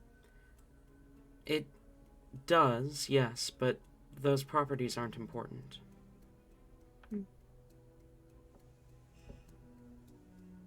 And if you don't mind clarifying, where exactly were you attempting to steal this gem from? We weren't trying to steal it. Oh, you're right. Where did the tiefling successfully steal this gem from? She's quiet for a minute before she says, from House Karis.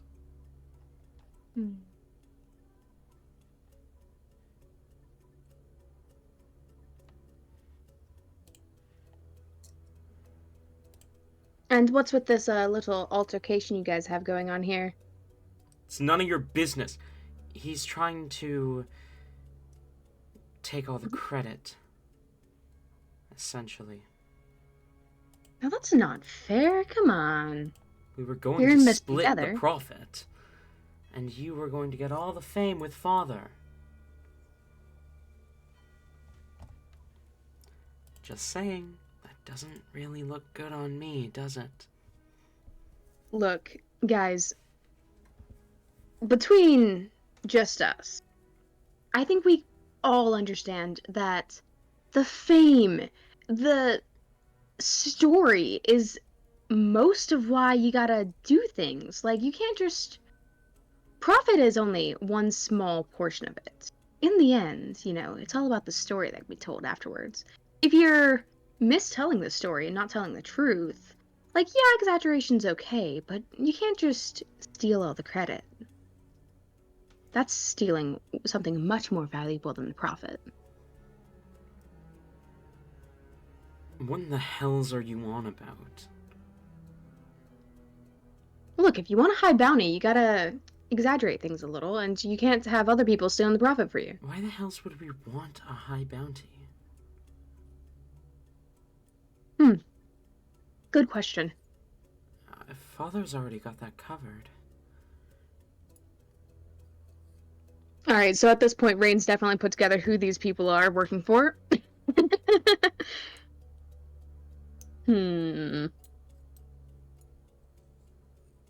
So, now that you guys have failed your mission for your father, what do you intend to do now? We haven't failed yet, we've just had a setback. Well, it turns out, I believe we might be hunting the same tiefling. Oh? When did this, theft occur? A couple hours ago. Interesting. Any idea where they went?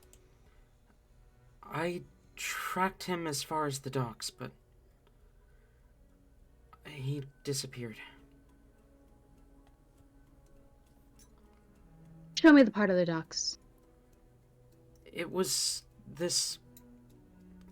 You can't miss it. It's like this abandoned ship bay at one edge of the docks.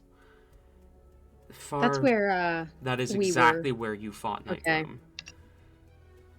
And so that means that, seeing as how we both seem to have encountered them at the same place, more than likely their base of operations is around there.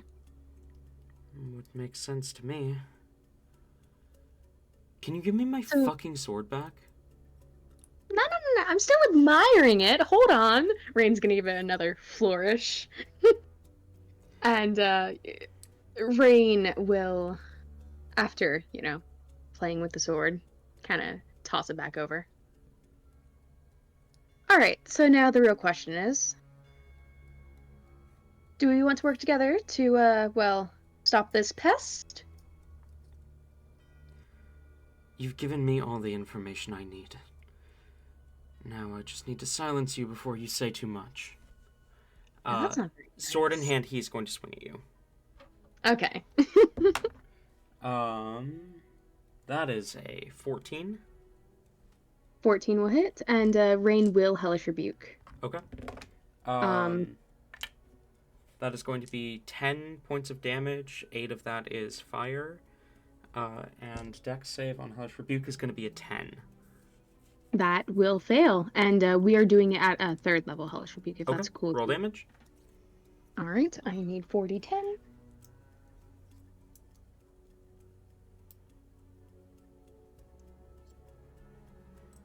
Missing all my dice. Hold the fuck on.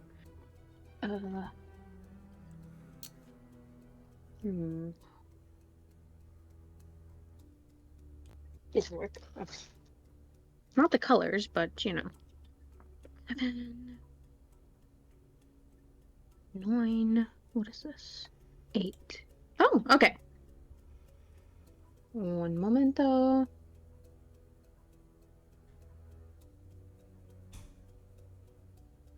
That's gonna be 26 points of damage. He swings the sword at you as you unleash this burst of flame, and he collapses unmoving to the ground. And Rain is going to step over the body, look at the other guy, and just say, What in the hell's... now, are you going to attack me as well, or do we want to deal with this tiefling? What did you do to my brother? What I'll do to you as well if you don't, help me out here. She's going to try and run. Okay, Rain is going to, magic missile them in the back. Oh god, okay, roll damage. What level? We're gonna also do a 3rd level. Okay, roll damage.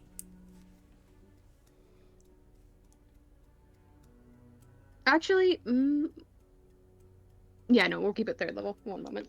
Let me, I need d4s. I believe that's 5 darts. I believe so, yes.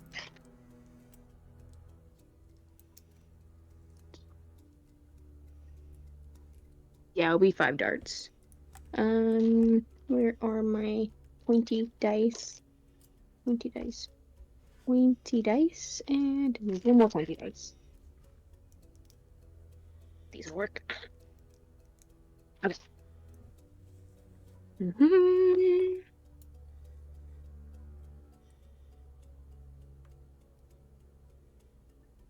Seven, 10,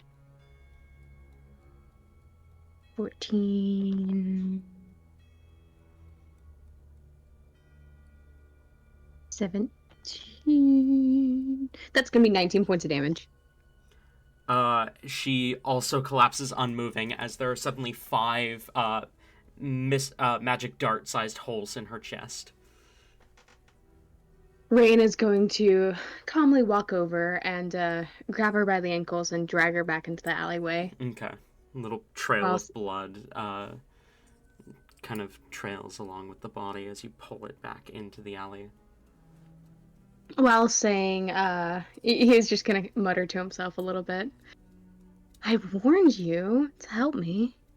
And throwing them both next to each other, Rain will go over and start looting their corpses. Okay. Go ahead and add a Flame Tongue short sword to your inventory. And then, other than that, roll an investigation check.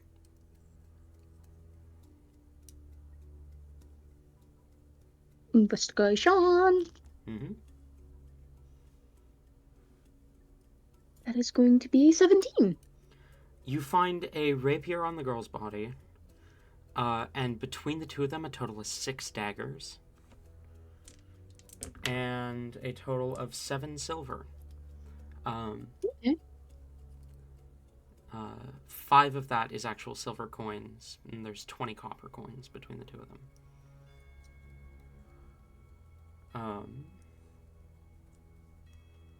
You know what? Fuck it. 22 copper coins. Okay.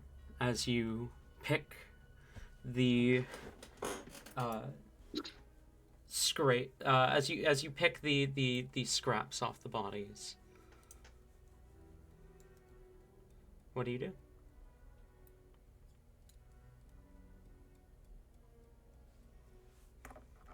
Rain is going to, after gathering up the, oh, whoa. Sorry, I'm just realizing the other magic items you added to the inventory. Yeah, I added all of the things that they identified. Okay, fair. Since you as a player now know what they do. Yeah. Alright. I just read what Tammy put. Look, guys, you don't know who they are. It's deserved. Vaguely. Sure. Rain's gotta deal with his rivals somehow. Alright, Rain's going to, he's gonna go to the fucking docks. Okay. What? This is where Rain dies. Boy. You make your way back to the docks. My mind is blanking. What is Nick's Morn Bloom or something? Night What Bloom. Night Bloom, right, Morn. Morn Bloom is a Okay. flower. The flower associated with their group. Okay. Rain will approach, and he's going to start looking around the docks. He's not making himself, like, hidden or anything. Okay. Roll investigation. If anything... that is going to be a 14. You scour the entire ship bay. Top to bottom. Nothing. Rain's going to then, instead of trying to find them, try to have them come to him. And he's gonna make a little bit of noise as he's gonna continue just like doing another sweep of same places he checked before. You know, he's gonna make a little bit more of a ruckus. That way they definitely know he's there. Okay. Nothing. Alright.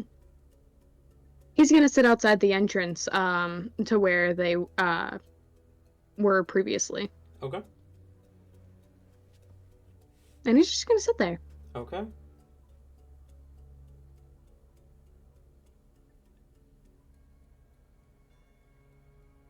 How long Hell yeah. does Rain sit there?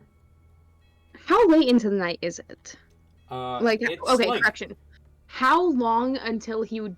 How long is it until he gets tired and like maybe starts facing exhaustion? Because I know we already slept during the day, so we could stay up all night. Mm-hmm. You've probably got about 3 hours before exhaustion risk. And it's about midnight right now. All right, Rain will stay up there for a couple hours then. Okay. We're gonna cut back to Klutz and Rowan. All right. As you guys approach the door that you were told Rain's room was behind, the door is locked. I wouldn't try to open it before knocking anyway. Fair enough. Knocking, you get no response. Rain? No response. Well, he must not have made it back then. I guess so. I mean, you don't think they have a key, do you? I mean, if he's in there, then he's probably safer in there. So, I don't.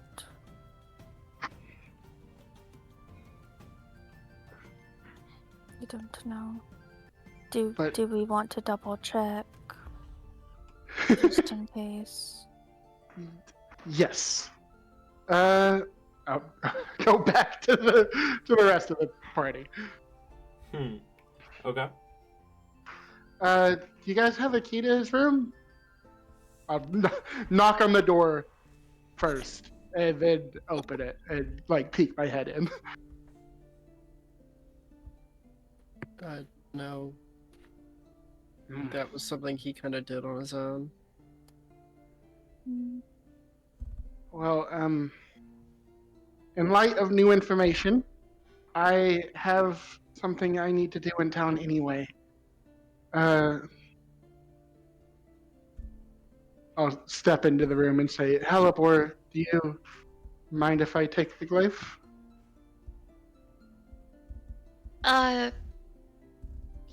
Yeah, that's fine, but it She looks like legitimately concerned as she looks at you. Are you sure it can't wait until the morning? Like, legitimately, it's probably very, very dangerous for you to be out there. That's why I need to go. I can't. No, if there's a very powerful vampire out there hunting, I have people I need to warn.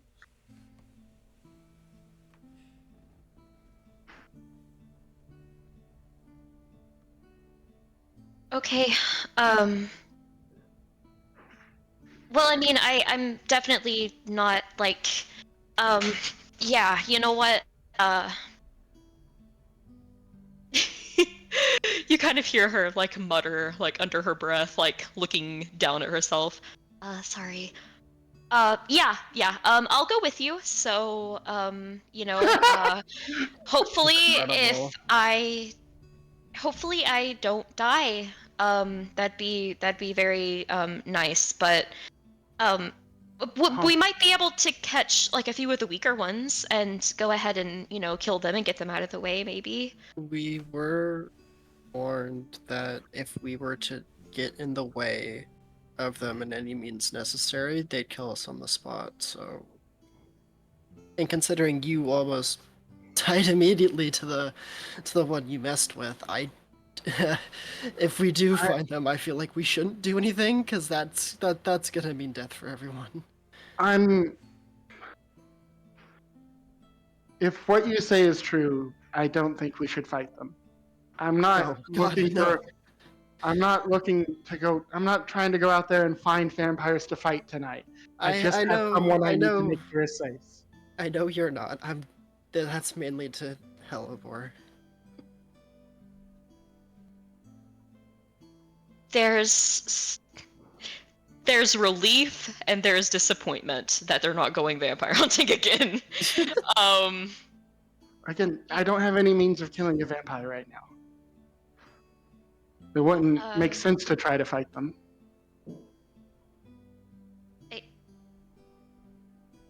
Well, I mean, I guess, but anyways, so you're just going to warn people?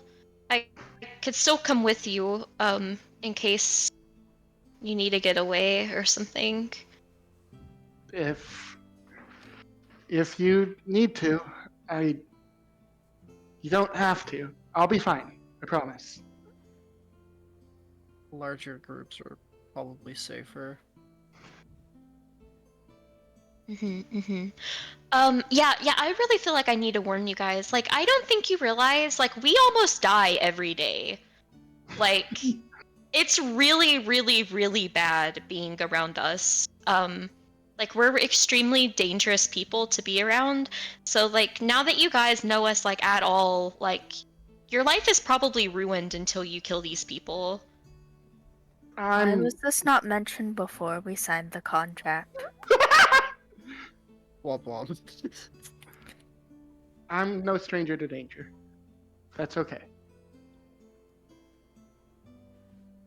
I feel that should have been in the contract. I do agree, though, it should have been in the contract. I mean, I told you guys it was the crest hunt, which I mean automatically basically means like, bad stuff. So I assumed you guys knew.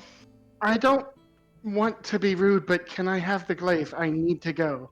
If there is a Oh. vampire hunting, I have someone I need to tell. Yeah.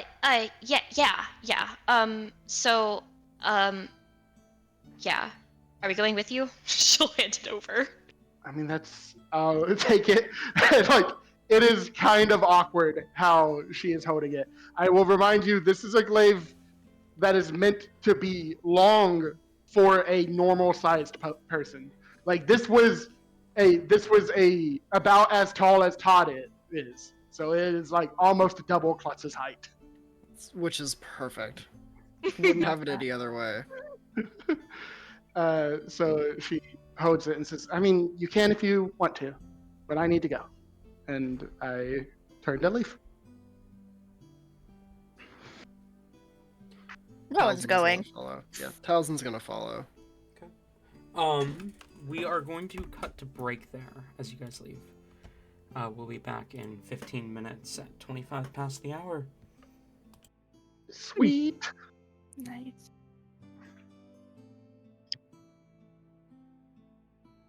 Neat. Cool. So, how are you thinking of it so far, Noodles? Why are you putting me on the spot? Okay. So, how you think about it so far, guys? Oh wait, I forgot. Everyone leaves us for break, except for me, apparently. But now that I've got you here, you're here too. How dare you? Oh, you didn't leave! Yay! What are you thinking of it so far, Tabby? I mean, it is fun. It's Azius. I'm worried about Rain. Come on, he can handle himself. He just, committed a double homicide on the streets. Yeah, I mean, yeah, just keep doing that. Double homicides. As long as they come at you in pairs, you're fine. And Rain's also, very against killing. Yeah, excessively against Uh-huh. killing. I'll be back. Okay.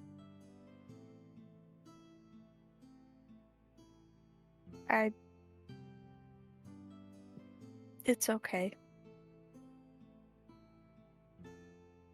Ooh, Noodles. Can I actually talk to you real quick about something in private? Sure.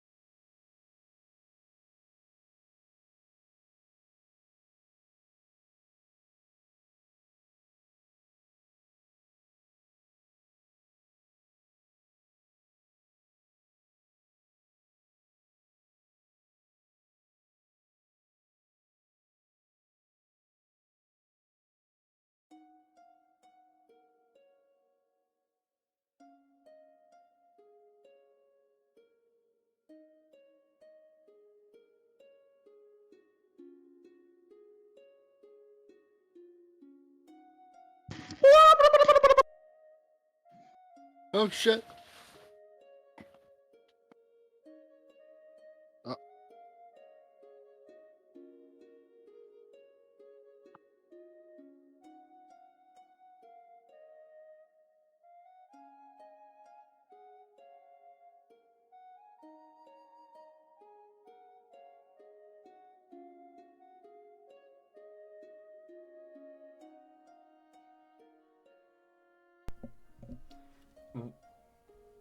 Hello, where is everyone else?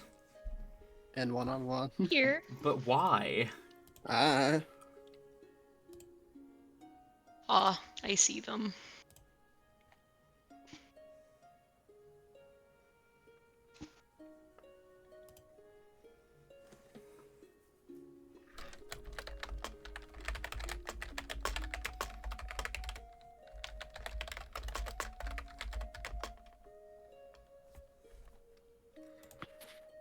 Testing 1 2 3 1 2 3.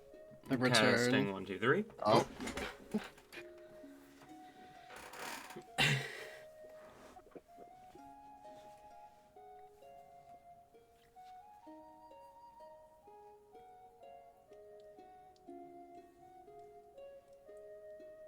Yeah, hello, hello, hello.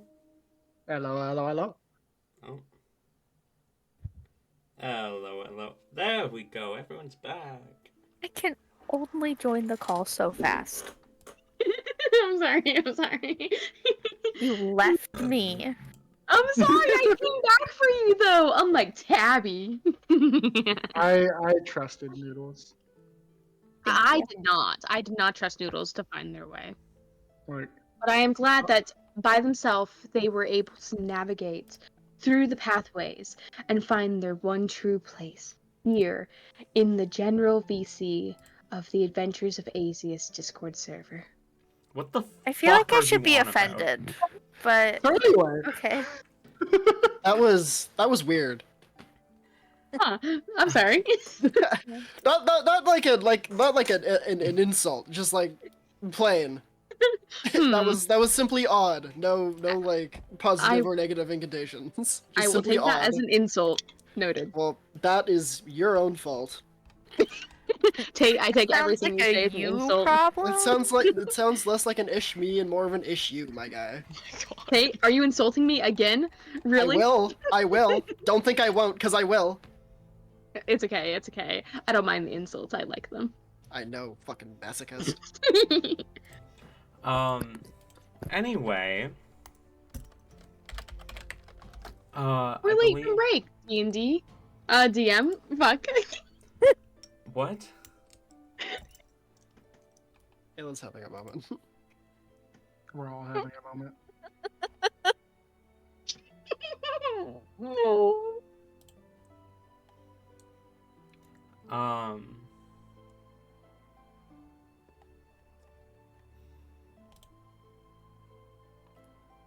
right. So D&D. DM. So, Yeah. Klutz, you begin to lead the party out towards where are you leading them?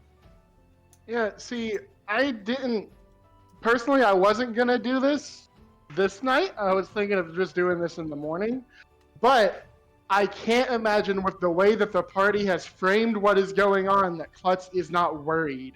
So she is going to the Kairos family manor. Okay. You make your way to the center of the city. You can see, as you guys approach, this large manor, kind of towering over the rest of the city. As you can see, the large manor, and interestingly enough, there is like notably a lot of activity right now within the grounds of the manor.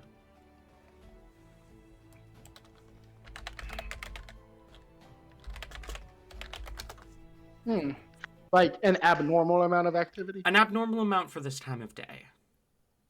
Night. which is like midnight. Yeah, it's like 11:30 midnight. Well, again, given the information I have, Klutz assumes the worst and picks up the pace. Okay. Go. You make your way to the I'm sorry, I'm looking through my notes. Tabby, did I tell you what race the Karis family are? I told you that they are humans. Yes, okay, right. Because I did not have in my notes what race they were, so I was like, shit, did we talk about that, or am I forgetting, or thank you. I was tripping over here. I am tripping a little bit. No, I'm kidding. You see the large manor kind of towering over as you approach the front gate. You see a desert hand immediately kind of raise their spear in warning. Halt! Who goes there? They kind of trail off as they notice the sigil on your armor.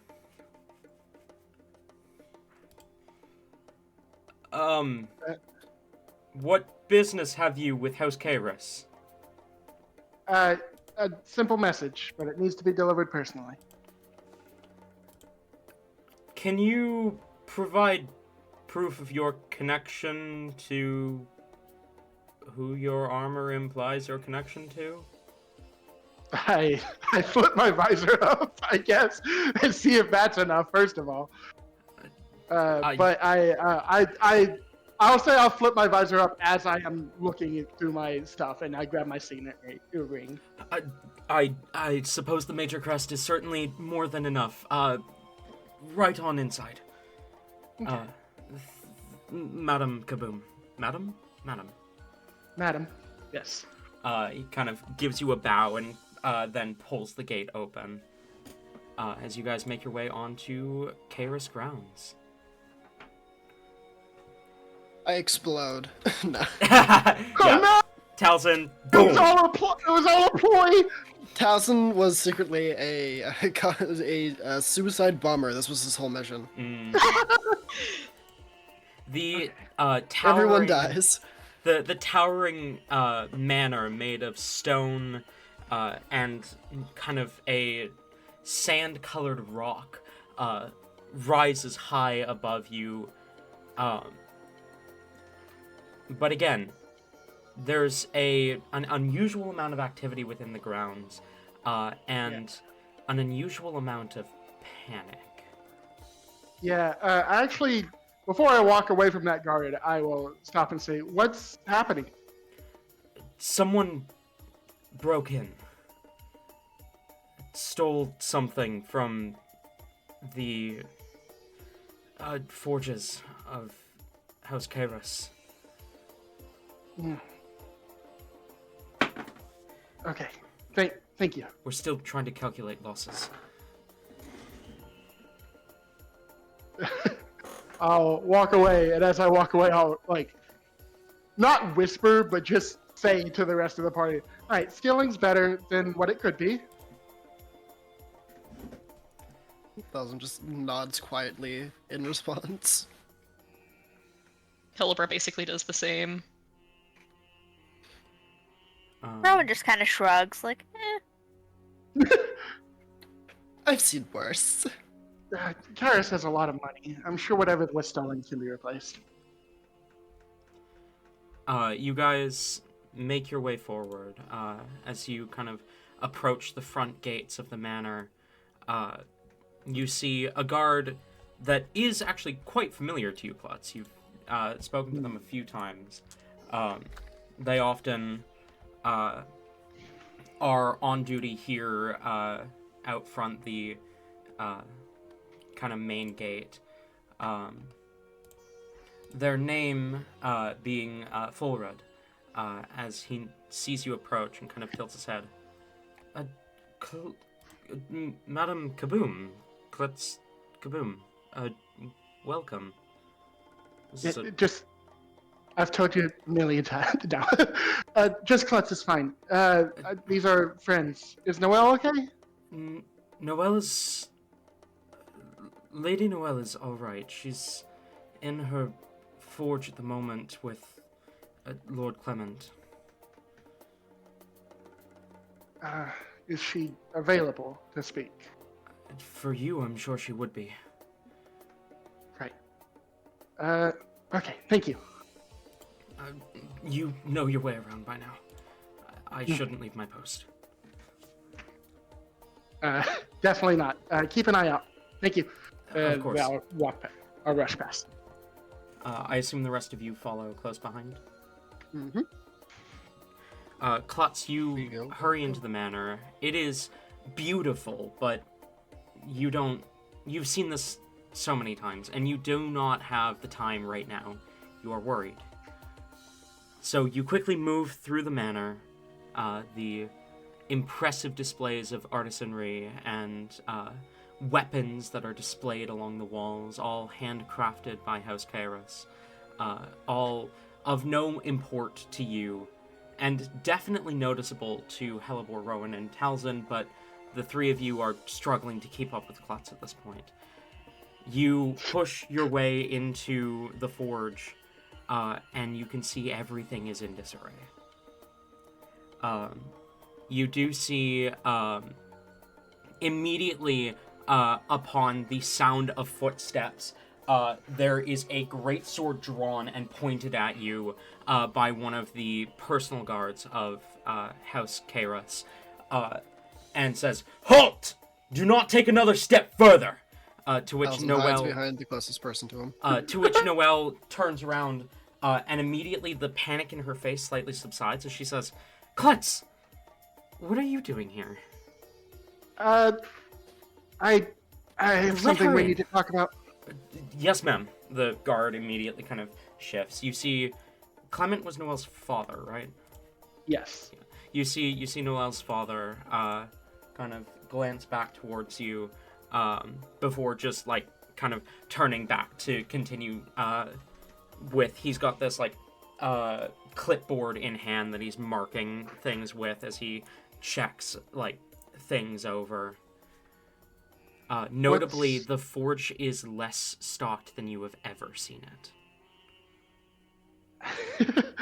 I heard thieves came in. I didn't imagine they'd get away with so much. We don't even know what happened. It was this. There were only 3 of them. This tiefling, black skin, pointed horns. I'd never seen him before. He had this like he had dark hair and he was traveling with a goblin and I think it was a human. If no one steps up to Klutz if Hellebore doesn't step up to Klutz after a couple seconds, Talzin will. Yeah, no, literally they said black skin tiefling, and like Hellebore was already, well, she wouldn't approach, but she kind of like elbow Talzin and is like Yeah. Yeah, no, if at the elbow to Talzin is gonna like take a little couple steps towards Klutz, then bend down a bit and just quietly whisper, "Those are their vampires we ran into." Like Klutz looks is like, "Are you serious? What? Really?" Yes. Yes. Okay. Oh,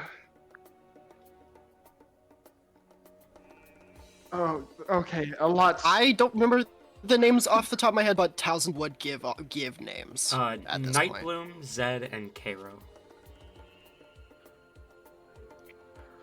That's. Yeah. I'll look back to Noelle and just say, I have a lot to talk about. Okay. I have a lot to worry about. I can't leave right now. Yeah. What did they... Okay. I'll solve this. It's fine. Don't worry about it. No, Klutz, you don't have to do this. We've got the desert hand for a reason.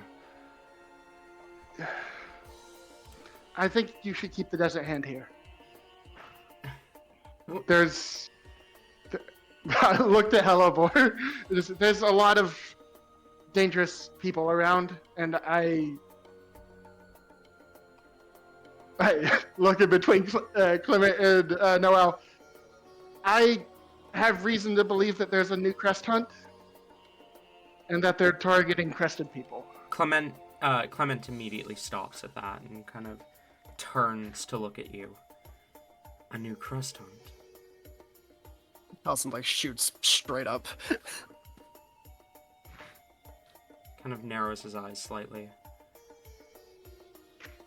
I admittedly, not like, kind of like apologetically to the rest of the group, not very reliable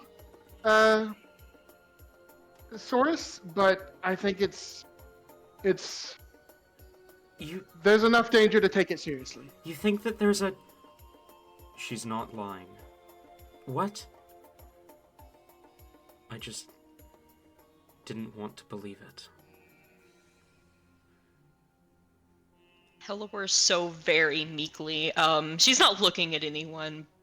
She doesn't want to expose herself, but she still like kind of like eyes withdrawn, speaks up.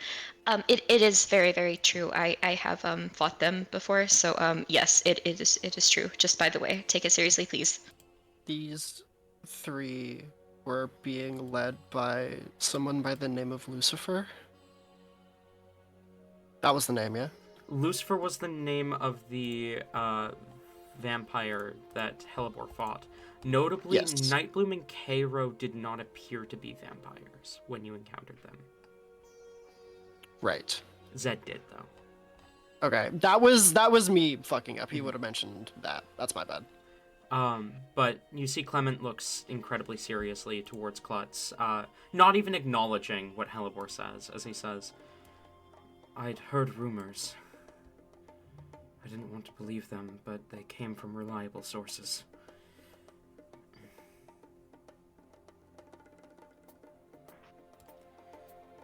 Noel. Yes, Father?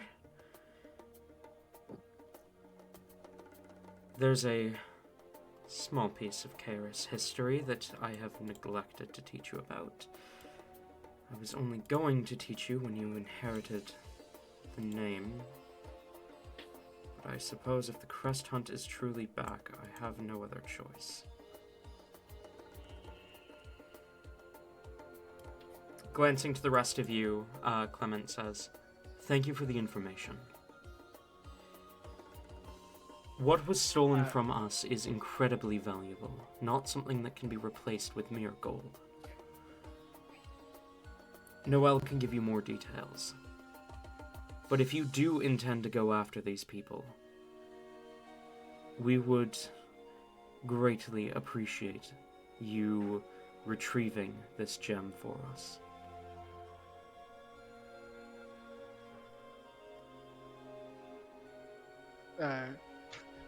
Klutz at least will bow her head and say, "Of course." Ozzy would follow suit the moment Klutz did. Noel, meet me in my chambers when you're done speaking with them. Yes, Father. And you see the human man turns and walks out. Noel kind of turns to look at the rest of you. What do you know? Gesture for Hellebore, Towson, or Hyacinth. I will step out of the way for Hellebore. Oh no! You're the one with the worst stick in the mud right now. I don't know No, it completely makes sense. It's just I don't know what you mean. Oh no. Oh no for Hellebore right now. she sees the layer of people being peeled back, and she kind of jolts. Looks behind her. Finally, she looks up slightly. Well, what we know is, they seem to have a base of sorts. I have encountered them twice in like the same place, within the city, and they are very, very strong.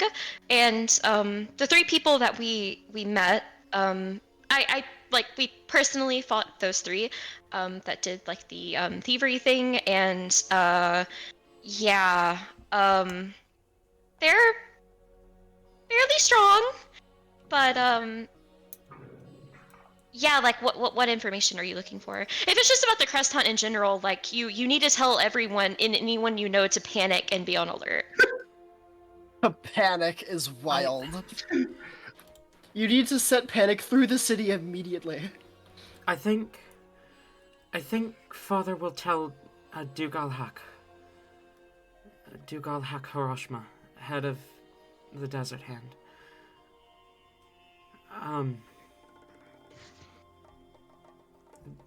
House Sandvik should be made aware.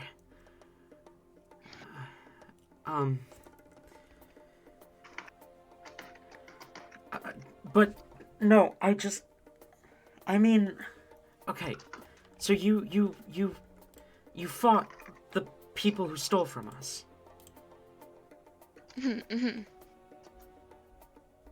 So, okay, what do you know about them? Because no one even noticed that they got in until they had already taken the gem. The only reason we knew that they'd got in at all was because there was an alarm spell set up over the gem.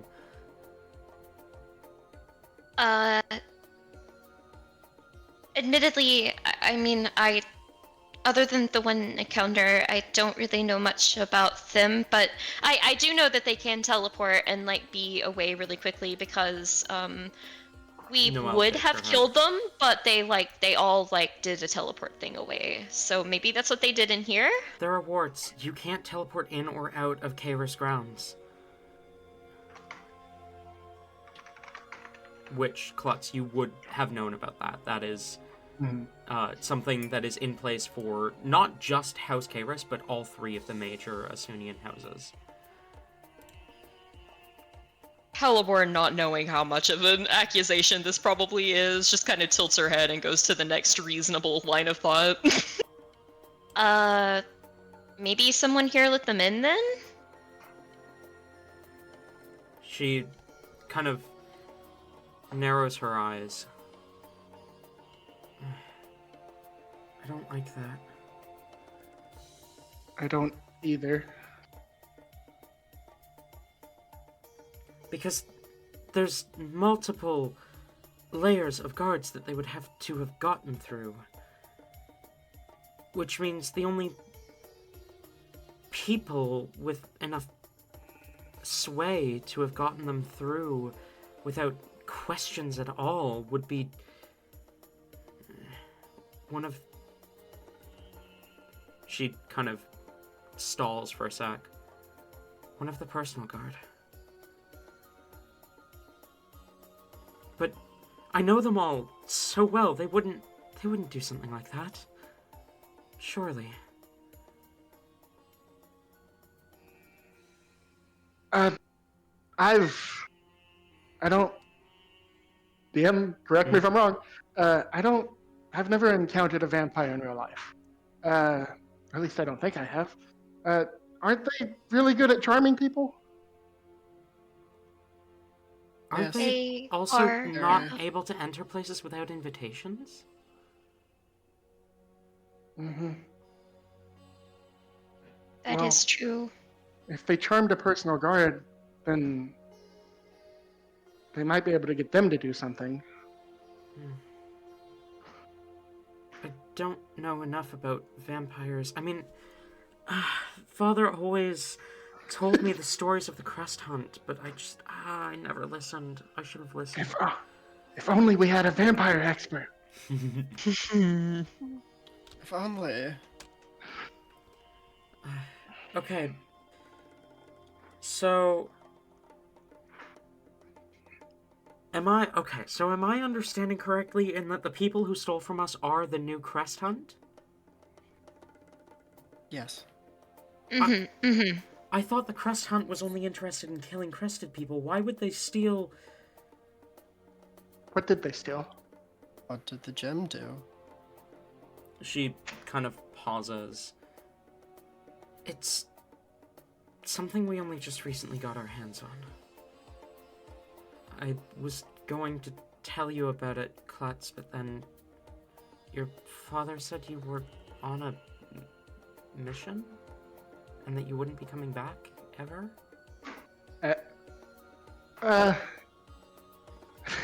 You know, Dad, I completed the mission. Here. And I'll show the glaive. She kind of just tilts her head. I mean, I'll need it fixed. This is the sword you told me about. Oh! I mean, they changed it, but I'll need it fixed whenever. Not right now. Obviously, you have a lot to worry about. I don't have the resources to fix it right now. They stole everything. But the gem was the most valuable. They knew what they were doing. They had already grabbed everything by the time they grabbed it. It's this ancient gem. It was a set of 3 that our family made so long ago. They have to be storing that somewhere. This is a lot of stuff. They must be, but I don't have enough information. I'm sorry. All I have is the descriptions. It sounds like you guys already know more than I do. We first ran into them at like an abandoned dock, but I don't know if they'd go back there. Well, okay. The gem that they nothing. stole, Cool. it was created. It was created during the reign of Zidoreth. It was a set of 3. They were meant to be combined to help Asunia win their freedom from the Empire. After succeeding, the 3 fragments were scattered. Father said that he'd heard concerning rumors and thought it might be smart to regather the pieces, but... Can anyone use this? If they have all 3. They have all 3. They aren't bound to a crest like the relics are. Anyone could use them if they have all 3. Father didn't really tell me much about what they're capable of, just that they are incredibly powerful. He wanted me to imbue the one that we'd gotten into a gauntlet. Like a similar to the Ignatius relic. You know, she kind of holds up her hand, and kind of wiggles, her fingers and kind of, does like a weird motion. You, Klutz, get what she's saying. The rest of you, this makes no sense. But Klutz, she's trying to imply the ring bracelet that is, yeah. I have no reason to suspect that anyone else here wouldn't know that. So I just Correct. Klutz nods, like, yes, of course. Talzin's too afraid to say he has no idea what's going on. He wanted me to imbue it into something like that, and I was going to, but then I was going to start tomorrow, but then they stole it, and they stole everything. I mean, look, she gestures to, like, the what looks to the rest of you like just a regular corner of the forge, but Klutz, you know that used to be stacked up to the ceiling with iron bars. Like iron bars and steel bars and other bars of, like, various metals, for her to melt down to craft into things, and it's just completely empty.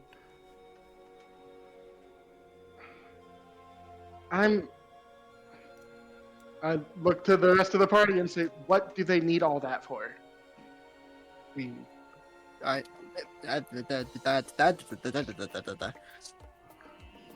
moment as I have a stroke.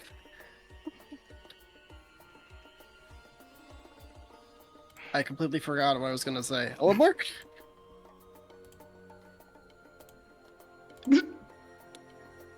Tori here. Yeah. Tori's okay. Yeah. Helibor will speak up. I mean, I assume, like, they're probably trying to build up, like, an army or something, and they probably need, like, a bunch of weapons for all the vampires that they'll be making, so that's what I assume, probably.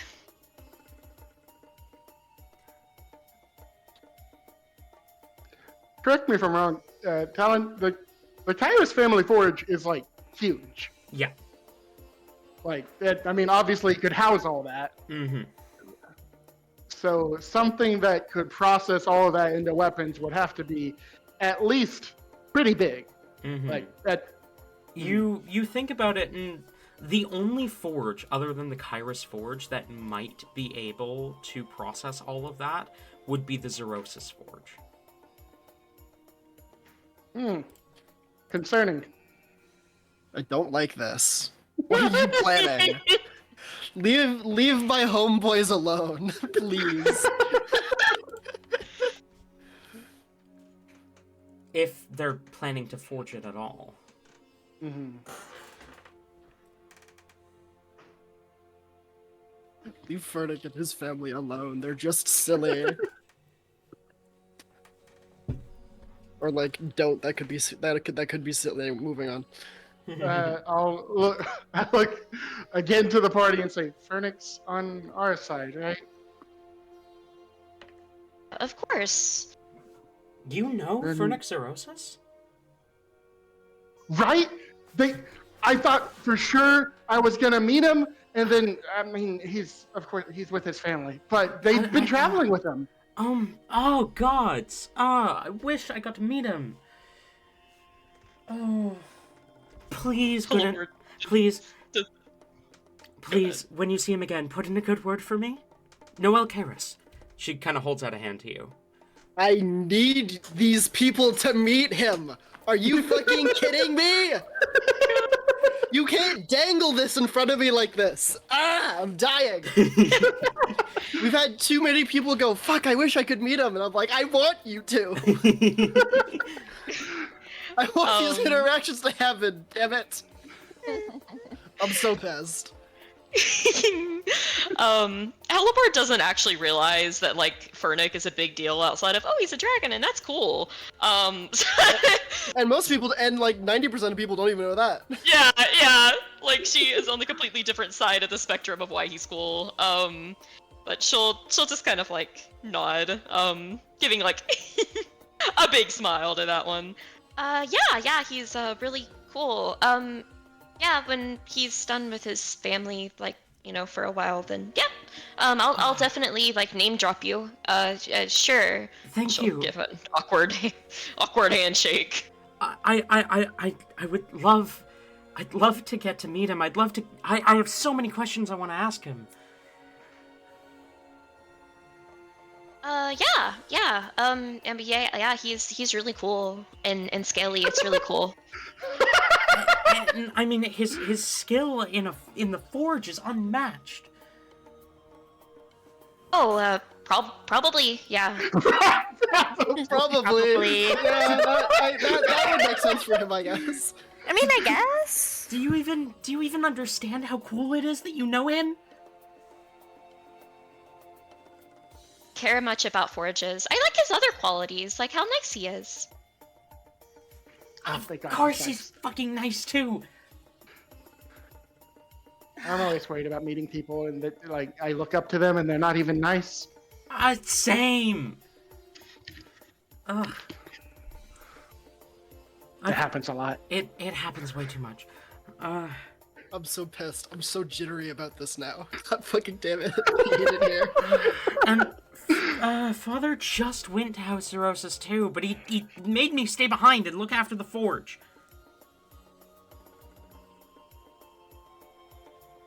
I think Fud's like, it's like, yeah, the forage, and like looks around, and then like,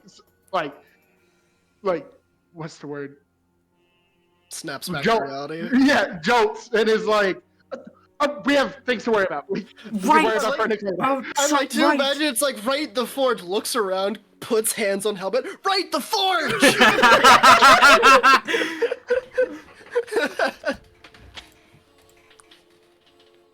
I'm so happy people think my silly little dragon man is so cool. You made a cool, silly dragon man. Of course, I am people are gonna fucking think he's happy cool. handing right now. You guys have no clue. Aww. Aww. As she's like, right, the forge. I was robbed. But Yes, you if were. if Furnick is with you guys and they know he is, I mean, Noel, correct me if I'm wrong. Furnick's Forge is probably the only other place that could use all of that, at least all at once. Yeah, and I mean, House Cirrhosis has even more defenses than we do. They're in the middle of the Callous Kingdom. They have access to so much magic. They're like right next door to the Cape Coral Academy. Surely they have like some deal with them, right? Like, there's no way they'd be able to break into House Cirrhosis to use their forge. I mean, why not just use our forge? You were already here. What if it's not to supply their army, but to just make sure we can't defend ourselves? Her face kind of But then- drops at that suggestion. That kind of makes sense. Because from what we've seen, they're already, like, perfectly capable. Especially with this last stunt. That's a really good point. I mean, they raided my stores of everything worthwhile, but I mean, she kind of pulls open a cupboard where you can see a bunch of like work-in-progress weapons are hung, and like, you know, she keeps a lot of her old projects in here, or projects that she abandoned or whatever. Klutz, you've seen her put numerous items within this closet.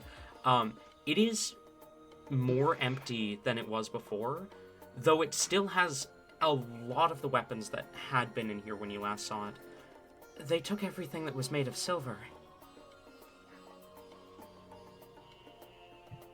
Oh, that makes like a lot of sense then. That's probably their plan then, yeah. Their next main focus might be here then. Definitely keep the Desert Hand here. It's way too dangerous to let them, to have them go out and not even know what they're looking for.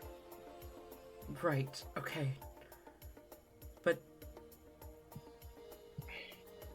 are you sure you can handle this? I mean, we already almost killed them before. Hyacinth kind of smiles and says, I've seen these two fight an archdruid and win. Sent him Sorry, go on. scurrying back to his little shadow grove. Really? Towson's tail Okay. like curls around himself and he like holds it, like rummaging with the bandages a bit, looking at the floor. Yeah, That's really Halvor cool. goes like tomato red. Calling him an archdruid is like a really, really big insult to them, though. Yeah, no, like they're really weak. They're They- not actually like, you know, yeah. They were an archdruid by technicality.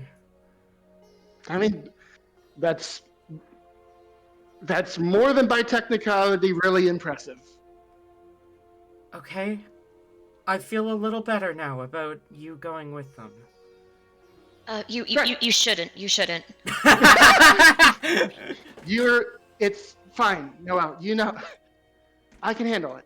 It's We're okay. trying to hype up these people so that it is at least somewhat safe, Hellbor. Now. Okay. We suck.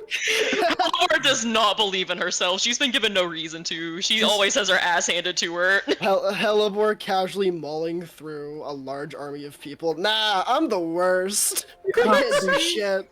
Klutz, I need you to promise me something. Anything, of course.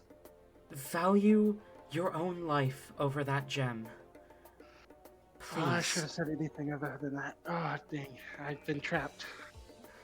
Your My life- hands are bound. Your Shit. life is so much more important than anything else right now. At least to me. Left hand pointing, right hand pointing. Just promise me you'll come back in one piece. Or two. One Piece. One Piece! Alan, you fucking caught yourself so fast. we have to spend the next 10 minutes ranting about One Piece, guys. Let's go. It's been mentioned. Thank you guys for coming. That's the end of today's session. Thank you all. Just promise me you'll come back alive. Of course. Nothing before's killed me. Why would this? Yeah, Every day's a new challenge, right? right. I do think your dad wanted to talk to you. It sounded serious. Yeah, And I work to the party. We really need to find your friend. right. Before you go, she, kind of turns around, and approaches, there's kind of this smaller anvil towards one back corner of the forge. She picks up, something off of the anvil, a small round, like, emblem, and kind of approaches and sets it onto your armor. I made you a little something for if I ever saw you again. What's the emblem of? This is out of character. The emblem bears the sigil of House Kairos, but the crest of Daredrum is like lightly overlaid on top of it. As it clicks into place on your armor, you feel kind of you feel magic kind of radiate out from it. Go ahead and add a ring of protection to your inventory. Yo! Hell yeah.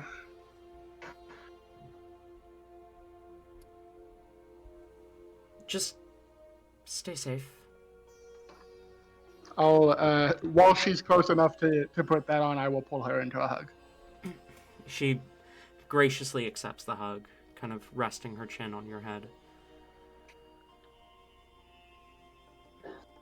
Alright. Go kick some vampire ass. You were so small and petite. So little. I'd give you a silvered weapon, but we don't have any more of those. That's fine. We'll make do. We'll find a way. Alright. Bye. See you later. See ya. Bye. And we go! We go! You go. Indeed. You make your way out of the Kairos Manor. Sufficiently calmed now that you know that Noelle is safe. Roll. You're trying to find Rain now? Yes. Yes. Well, Kind of. kind of, yeah. I mean, I think Towsman made a good point. It does make sense that we go to the docks if we're looking for vampires. I don't know if it makes sense that we go if we're looking for Rain. Yeah. So I feel like Hellebore would be trying to at least to direct them like toward the docks. as scared as she is about it. So you're headed to the docks then? Door. Sure. It's I wanted to, on the way, Putz is like activating and unactivating the lightning glaive, just trying it out. okay. It's probably about 1:30 by the time you get to the docks, with the amount of time it takes to get from the tavern to House Karis and back. It's a large city. But as you make your way to the docks, you do see Rain sat outside the abandoned ship bay. Oh, well, that works. I do just want to like say as well, like as Klutz is activating and reactivating it, every single time Hellebore jumps out of her skin. Wait, I just added it. I can't activate and reactivate it. It requires attunement, and I'm not attuned yet. Well, Fucking go. Hellebore keeps her skin. Your I skin will is allow you to thicker keep now. your skin this time. Speaking of Later, attunement, though. Only for now, though. Speaking of Got data, it. I did I respond will to your need it. message. Alright, cool.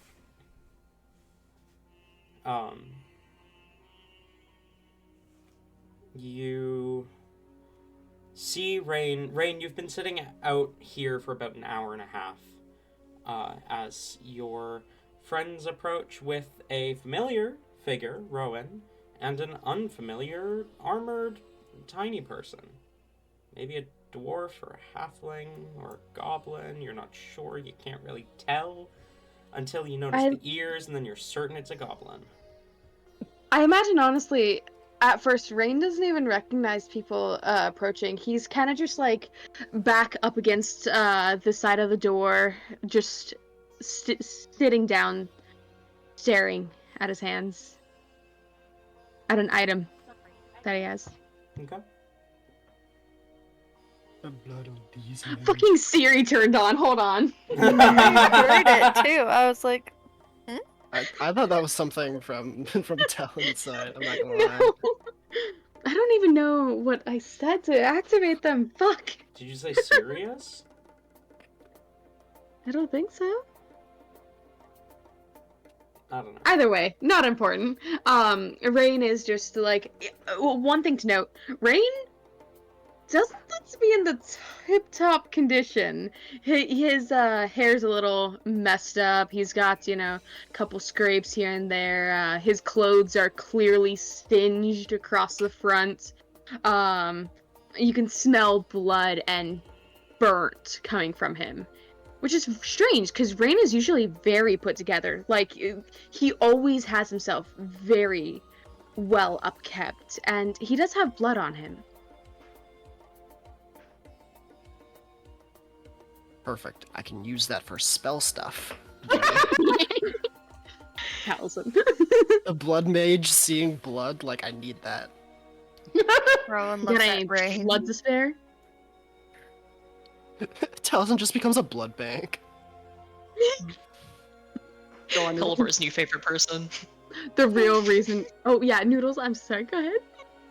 It's okay. You guys go ahead. It's okay. No, go. No, we We're refuse. just gonna spout off more jokes. You're good, you go. Rowan just looks at Rain and says, Rain, you've never looked better. Does it?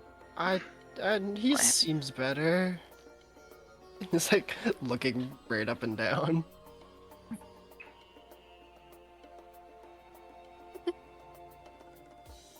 So, I'm assuming we're here for the same reason then. Alright, let's go inside. Rain's going to stand up and, without, like, no sense of stealth whatsoever, he's opening the door and just throwing it open, announcing his presence. Okay. Okay. I'm not. Fuck that shit. Towson turns around and walks away. Talon disconnects. There's like a boo-doo-doo, and Talon just ceases to exist. And then in like the top left hand corner, everyone sees Talon as disconnected. Towson does the. Don't worry, guys. I got a plan. Yep. You know, I could have just used the soundboard. You could have. That was very Mhm. extra of you, but I appreciate it. I enjoyed the extra pizzazz. The Shazam. Anyway, We're moving what on. are we following Rain? Towson is kind of.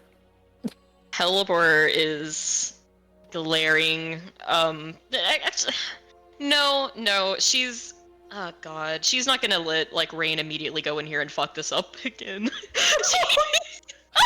Yikes. Fair, Um, but yikes. Their fucking up privileges have been revoked. she what? Shenanigans. um she'll kind of jog forward a little bit. Look at Rain. Rain, before we go in here, can we talk? I've been waiting out here for too long. I need to kill something. Oh, that's not a fun sentence. I agree. I really would like to kill something right now as well, but before we, get to that, let's ensure that the people you're killing are not us. We need to talk. I'm I've not already the dealt kind of with guy that. capable of giving off. And Rain is like just actively walking forward as this conversation is happening. Everything's already been dealt with. You need not worry. The hat. At the mention of the hat, Rain does stop. And Hellebore, for a moment, you see, just for a moment, Rain's shoulders do drop before. It's almost like he changes and he straightens his back and continues walking. As I said before, I've already dealt with everything. Let's find Nyx and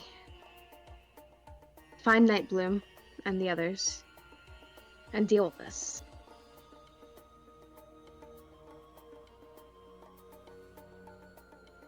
Okay.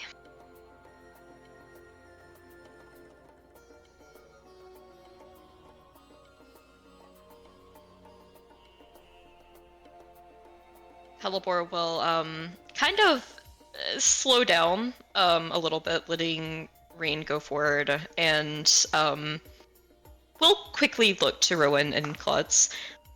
Do either of you know how to like depossess someone? Depossess. Let me get Para in here real quick. Yeah, I'm gonna just take, was it like 14 levels of Blood Hunter real quick? Yeah. maybe she could use the ability in a way that'll matter. Oh damn! In a way that's accepted. Sorry, moving on.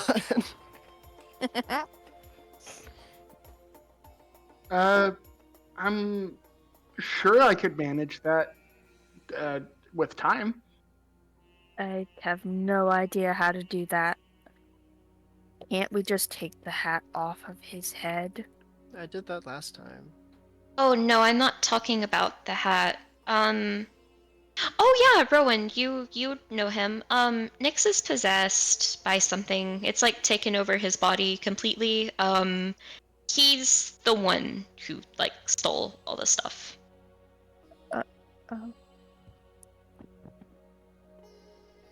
Oh. How long has Nyx been possessed? Maybe 12 hours. We're not sure. That's if he was possessed today. It could have been a couple days. We just got here. Yeah, I see.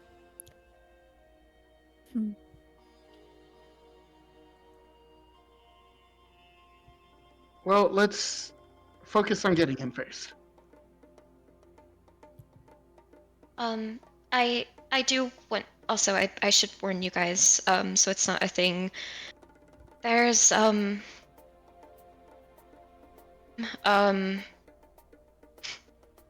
Halibur swallows, glances at Rain, and forces herself to get the next sentence out. Try not to kill them. Apparently they are also being controlled. The human, though, absolutely kill them.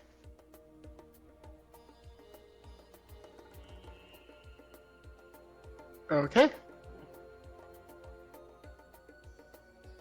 Alright, we looking for an entrance, I guess. Okay, can all of you roll me investigation? Rain is also Yeah. going to. Oh, that was the second time. Nice, Tabby. Is that a nat 1 for Klutz? Sure is. Oof. Oh no. 16. Okay. 26. Okay. Alright, could I either call for advantage or be able to closely, like, she did locate creature them coming up from underground. Is she kind of able to sort of pinpoint where they came up at within the building? No. You were 22. You were still a ways away. When Oh, from the building? Yeah. You said you were 100 feet away. So you can't pinpoint exactly where within the building they came up from. Cool. It's a 12. Okay. 22 for Rain, 26 for Townsend. Did I hear that correctly? Yep. Okay. Rain, you've scoured this place twice over, trying to find anything. And then you notice, you know what, actually, hang on. Let's flip you guys over back to this map. Let me, hang on. Shrink Hyacinth. Delete that. Oh, map. Do Oh, map. do It's we the map, guys. have can I get a on Klutz token and a Rowan token? But Rain, oh, I have you marked as unconscious. You're about here-ish. When you hear the ground beneath you echo in a way that is not normal.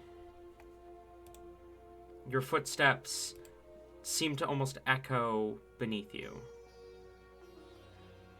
Talzin, you notice this, and immediately check over the edge, looking to the water,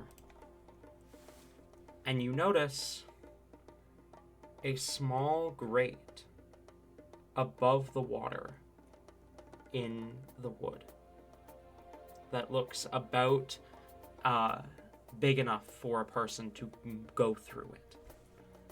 Anyone here know how to swim? I know how to swim. I can Cool. swim. There's a grate down there that could fit people. In But the you're- water? Yeah. Rain's jumping straight in. Oh my god. I expected nothing less from that. Into this dirty, disgusting water. Okay, so I will note that you would have to remove the grate in order to go Jump. through it. Ray jumps right on the grate. Well, yeah, like we gotta get in down there though to remove it, don't we? Mhm. Yeah, but So I you still gotta just jump in there. yeah, I just want to make sure that you're aware that you can't just swim through the grate right now. Oh yeah. Rain's like probably I imagine he would probably be using like some of his daggers or something, trying to get some leverage. Actually, no, he's using the flame tongue short sword, and he's gonna use that as like leverage to try to get that up and away because it's longer. So it'll make it easier for his weak limp noodle arms. Okay, then can you roll me athletics? Can I get an advantage because leverage? What? Unless Natural you're 20! okay, never mind. You don't need it. You pop the grate off. You hear the tearing of screws coming undone as the grate is pulled out of the wood. And you see, like, as it's pulled out, there's this, like, hinge that just kind of moves back and forth slightly against one of the walls, where you could have lockpicked the grate to open it with your sleight of hand. But... Well, you see, Rain's brute forcing his way through this right now instead of sneaking his way like a thief. but that works too, I guess. This is not Rain. How deep is the water?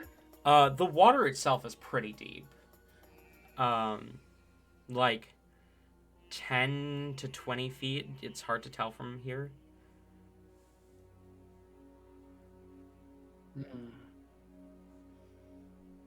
They're also in like full plate mail. Looks like I don't know if you should be swimming. I was just thinking about that. I was like, Klutz absolutely is used to swimming. Probably not used to swimming in full plate armor.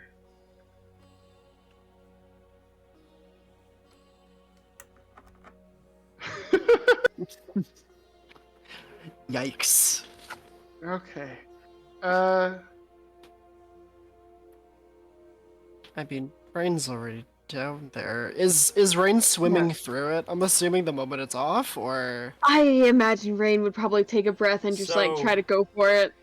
Again, the grate itself is just slightly above the water's surface. Oh! I'm stupid. I thought it was submerged. No. So, Rain could climb into it. If that is what Rain would do. Yeah. Okay.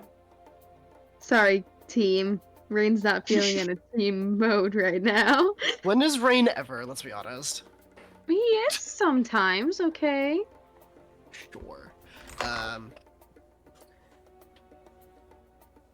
I imagine Hellebore was watching this fiasco. She's gonna follow Rain in. If anyone else seems like they need help down, she will help them if possible.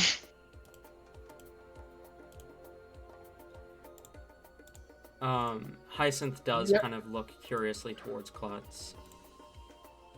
Let's and I can hold here if the rest of you want to go. Yeah, I don't know how I feel about leaving my armor in a abandoned warehouse. I can get you down there without you having to get rid of your armor. Oh? How? It won't be easy on me, but I can summon forth a vine to carry you down. I think getting down I can manage. It's the coming back up that I might have difficulty with. Into the grate, I mean. You said the water's deep at the bottom of the grate, right? No, the grate is just above the surface of the water. I think what Talon is saying is that you wouldn't have to swim to get into the grate. No, you would. Okay. You would have to swim to get into the grate. It is just not below the water. It's out in the whatever a little bit. Is this the grate? No, that's Rain. That's Rain. a barrel. That's a barrel with Rain under it. Okay, I thought that was the grate we were talking about, and that the grate was something on the ground that you drop into water. No, the grate is somewhere out here a bit. It's like up against the wall here. Against the edge of the water. This changes things, but I'm not sure how much it changes them by. Yeah, if you don't mind, a vine would be helpful. Hyacinth is going to go ahead and use one of his 4th level spell slots to cast Grasping Vine. As this large vine kind of breaks through the wood, wraps around you, and then places you gently just inside the grate. Anyone else That's need this very while useful. it's here? Thousand will climb in on his own accord. Noodles, are you here? Yes, I'm just trying to do something. I assume Rowan in his Yeah. medium armor would also need the vine. Yes. Yeah, so it wraps around him as well and sets him down just inside. And then Hyacinth comes in shortly after, once everyone else is inside. I imagine by the time the 4 of us are inside, Helibor and Rain are already like well into the grate. Oh, probably. They are well integrated into this building. Oh my god.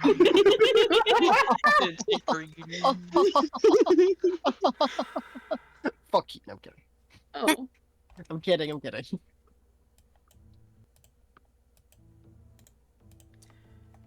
As you begin to move through the grate, we're going to put us back onto Blazeport for now. You move through the grate, a tunnel that leads you down. Thank you, Noodles. There are torches lit along the way, lighting your way down. As you descend this tunnel, the wood transitions to stone and just stone and dirt where it's been dug out, mined out of the sand. Further and further down until you see a door. Almost jarring stop, and there is just a stone door. Helibor and Rain, you guys are the first to arrive to this door.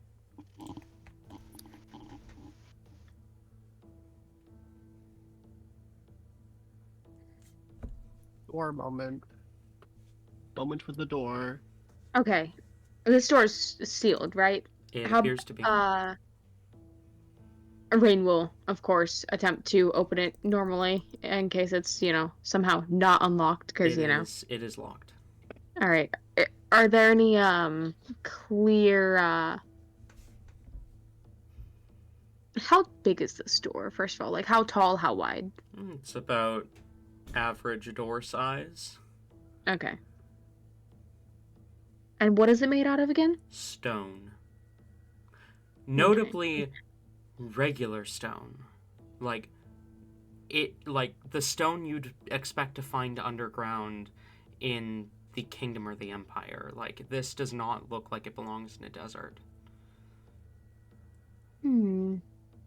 Strange. Are there any, locks? Visible keyholes? There is a visible keyhole, yes. Alright. I don't think Rain can use leverage to get around this door. He will, pop down and actually pick the lock or attempt to. Roll sleight of hand. Helibor will guidance this for him. Okay. Ah, the team's back at it again.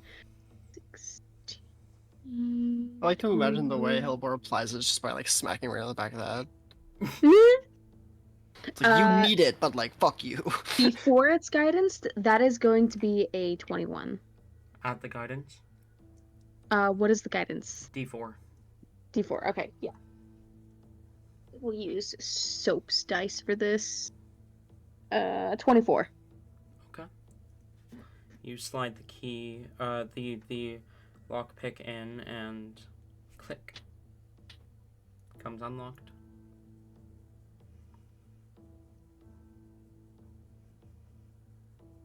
All right, Rain will open up the door.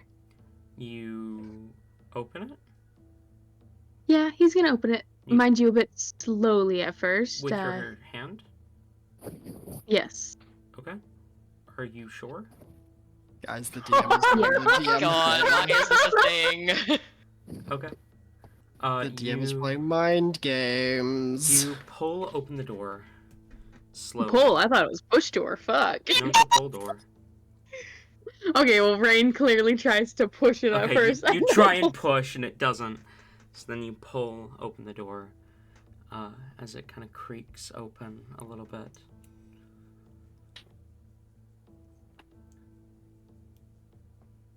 Rain will peek through, see if he can see anything.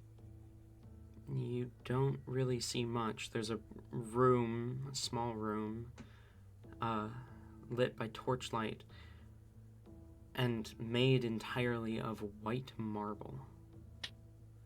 That's Rain's gonna, freaky. again, abandoning stealth because, you know, he's being a dumbass. He's gonna throw open the door and just march right on in, pulling out the flame tongue sword, activating the flames. Don't you need attunement? No, you would have had time.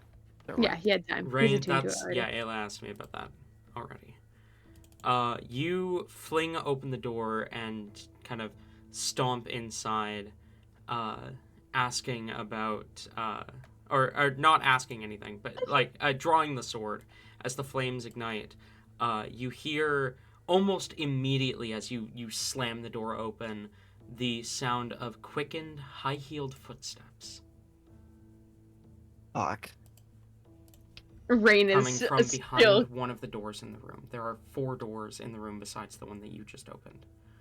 okay. Rain is continuing on forward. He's making an entrance, drawing all the attention to himself. Oh We're my gonna God. we're gonna TPK and it's all your fault and we're all gonna be so upset. Helivore is, if she can, she's going to try to quickly find somewhere, like, to hide so that, like, you know, if one of us gets immediately one shot, it's not her. Okay. Fair enough. Roll stealth. I imagine it's about this point the rest of the party shows up. Yeah, I did want to mention, just didn't want to interrupt, but going through that, at some point, everyone in the around in the tunnel would hear Talzin's heartbeat, and I am going to light a sacrifice. Okay. There's for like what this actually sounds like for the 2 of you. I don't think you'd be able to see it, but as you guys are just going through, there's just like this sudden like sickening, just loud like just heartbeat sound.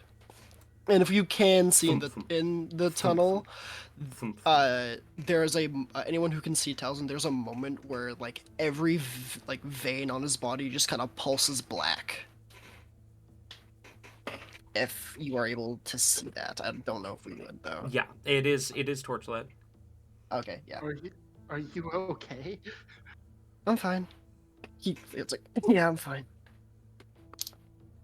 That was max damage. Good. Okay, 6 damage. You guys. It looks like you just It looks like you just took 6 points of damage. You can metagame too?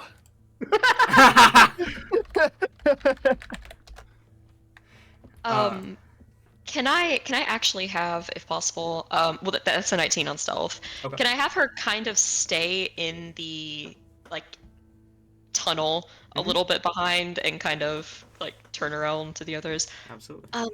I hear someone. Hold still for a moment. Holding still. Hold still. Rain. Still. To really draw the attention to himself, can Rain also use prestidigitation to like have a shower of sparks for whenever? Oh my god! Hey! We're gonna die. He wants to show off, you know. It's my first session and we're gonna die. You can certainly do that, yeah. We're gonna die and immediately cut to I don't even know where. The only other alive party member would be fucking Todd in another dimension. Or Fernek at home. in Oline. We have a TPK here, and then we cut to Fernick, and we all play his children, and it's just slice of life. That is a thing. The funniest thing about that is possible. Everything about that is just possible. You could totally just do that. Wait, how many children does Fernic have? 7. Amazing. Sweet. So we can even do that and spare like a couple more deaths. Yeah. Yeah. I Fernic like the really kill idea off of like without it. slowly going through all of his kids, but you know, it is what it is. He could eventually have more. It's okay. Eventually. Fuck Todd's, off. Todd's kids too. We can go through Yeah. this too. We could go through Dot God. Kids. The ones we haven't met. Anyway, go on, God. Rain, as you cast prestidigitation, you hear a voice kind of echo from where the footsteps are coming from. Yes, I'm coming.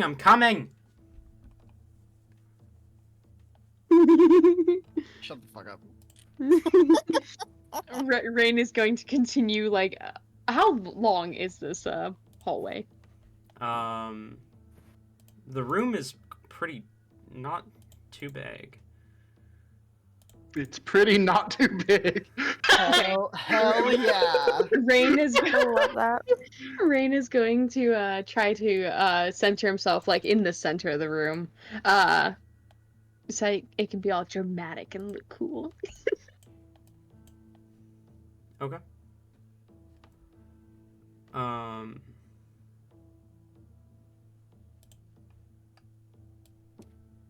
on.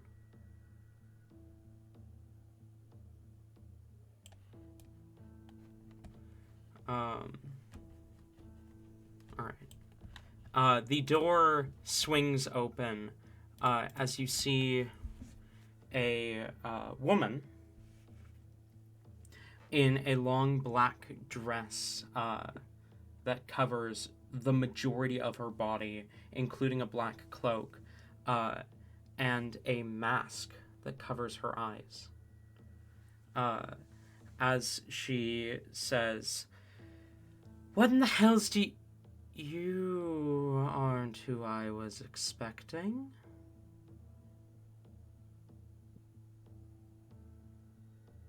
No? We're supposed to probably roll stealth, yeah? Oh yeah, could you guys roll me stealth?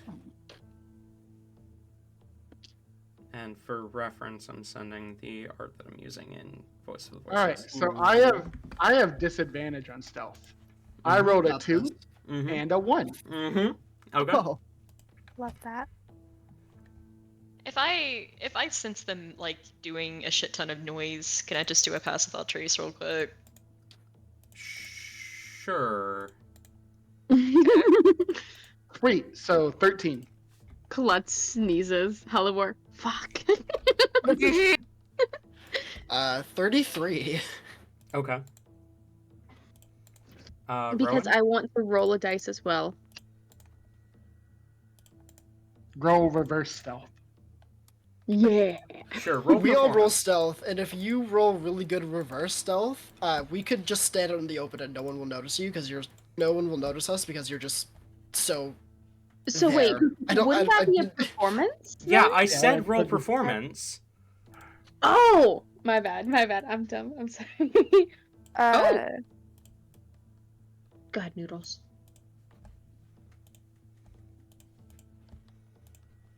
21?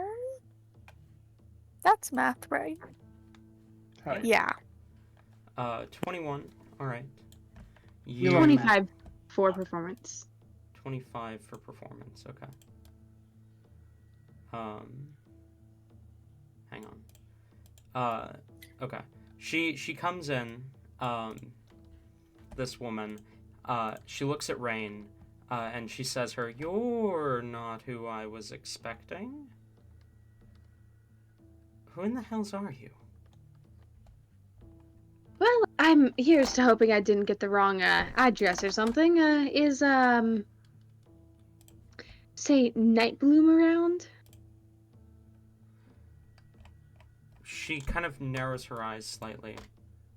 "What business do you have with Nightbloom?" You know, just popping in, saying hi to an old friend, you know. I'm here to talk. Unfortunately, Nightbloom is busy right now. Now Maybe stealing again, or they finish with that for the night? maybe you can come back later and ask him yourself. Hmm.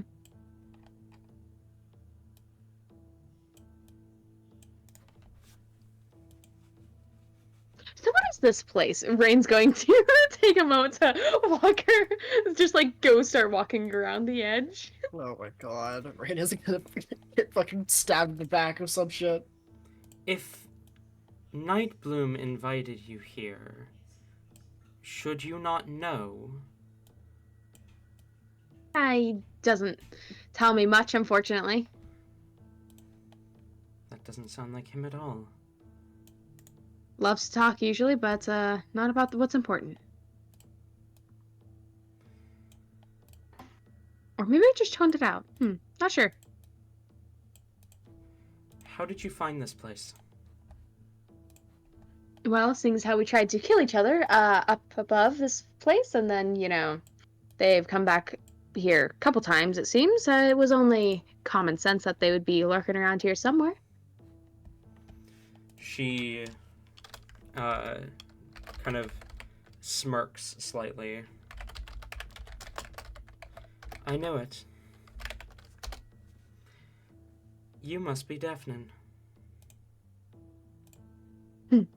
Bingo. And Rain is going to turn to face them in a semi-threatening stance, activating the blade song.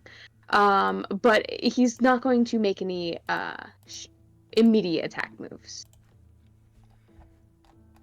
That was your first mistake. Give me one good reason why I shouldn't cut you down where you stand.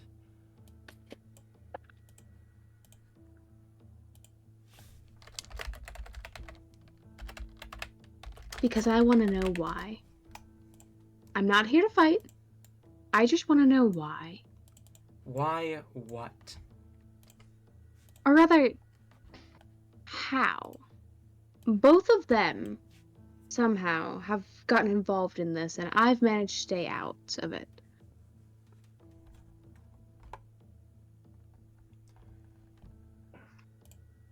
Elaborate.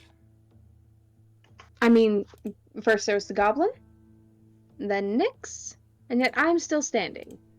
At least somewhat. Roll persuasion.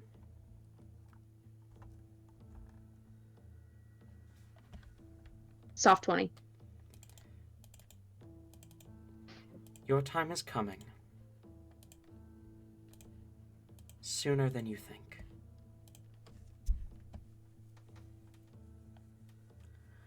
Nightbloom was an unfortunate accident.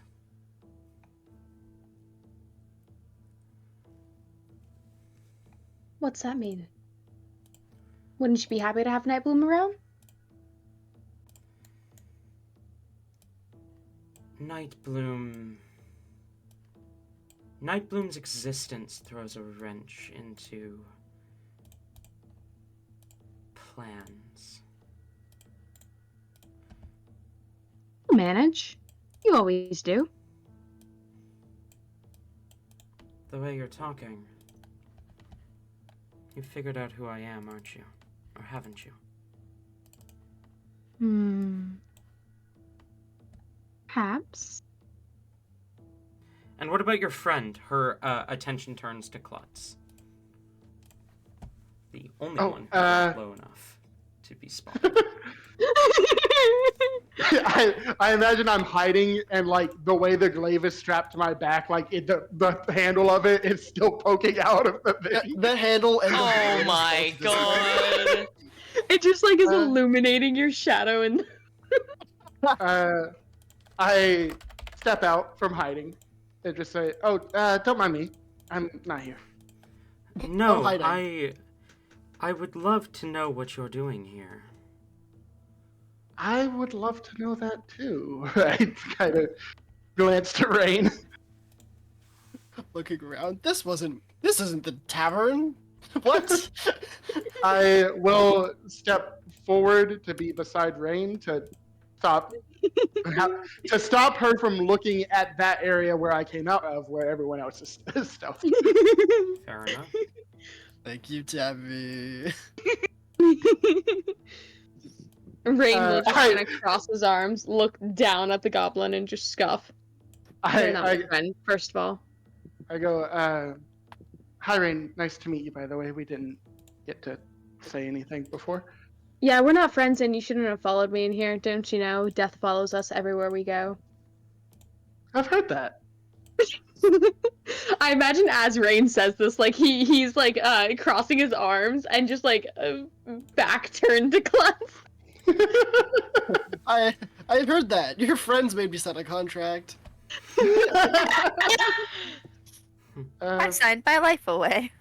Serena says stop ignoring her, by the way. Womp womp. Oh, curious. Defnin, you've drawn the attention of the Council of the Archmages, have you? Not this shit again.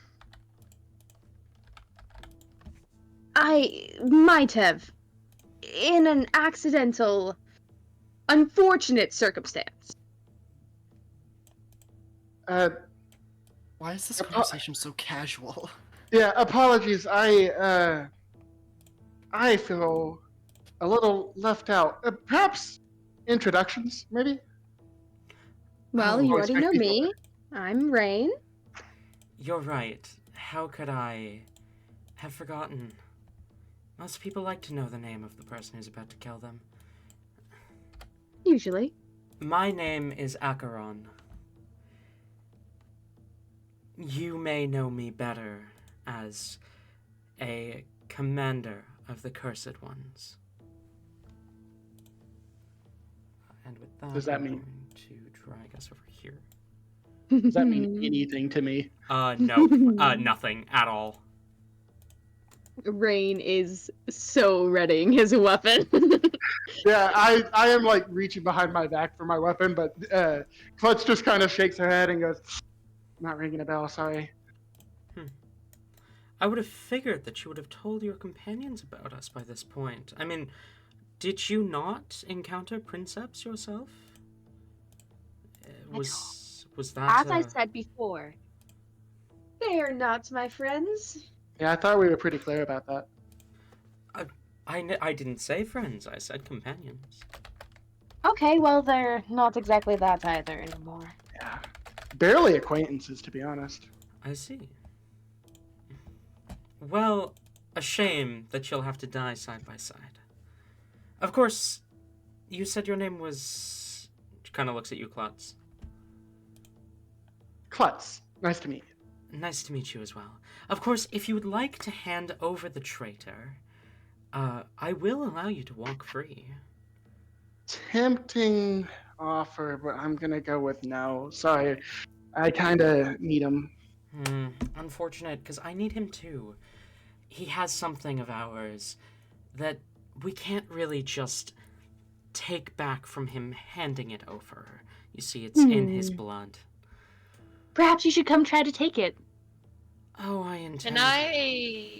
Can I get the jump on him? Oh, Right. right. Thank God. You're Alright. leaping out of Acheron?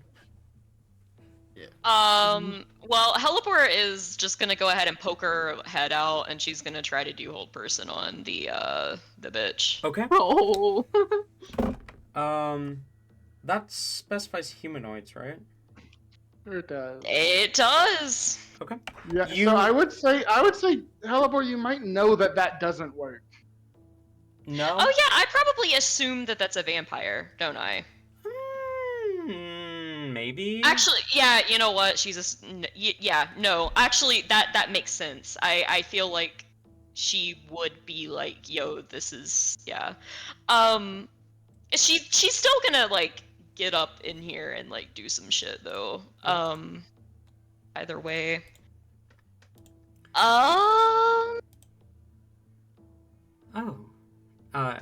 Or you go. What is Helibor doing? Oh, she's like getting out like in one smooth motion, and how big is this room? You can look at the map. Oh, there's a map? There's a map. Oh, this is a pretty big room. Yeah, she's just gonna go like I don't know, like maybe like just kind of like sidestep out here, and then she's gonna just go ahead and be a giant constrictor snake, and she's just gonna go ahead and lunge for them and try to kill them. I can't wait for these other few doors to start pouring in with other people. As you wild shape, her eyes kind of land on you for a second and says, "Oh, you must be the druid that Princeps mentioned." As you leap at her, we are going to end session there. God, why? Why not? Agree. Yeah, why are we doing that? Because it Why don't we is- play forever? I wish we could, but unfortunately, we have lives.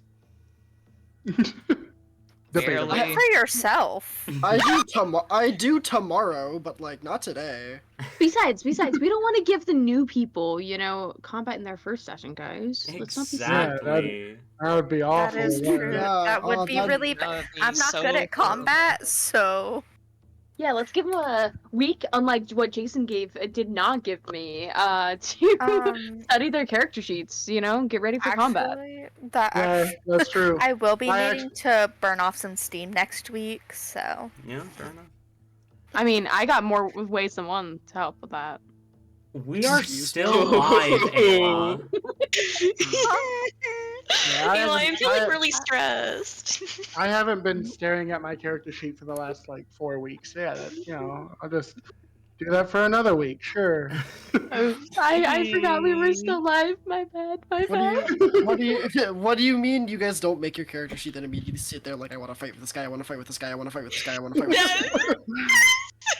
No, So- see, usually Let me test him. Let me test him. Let me test him. Let me test him.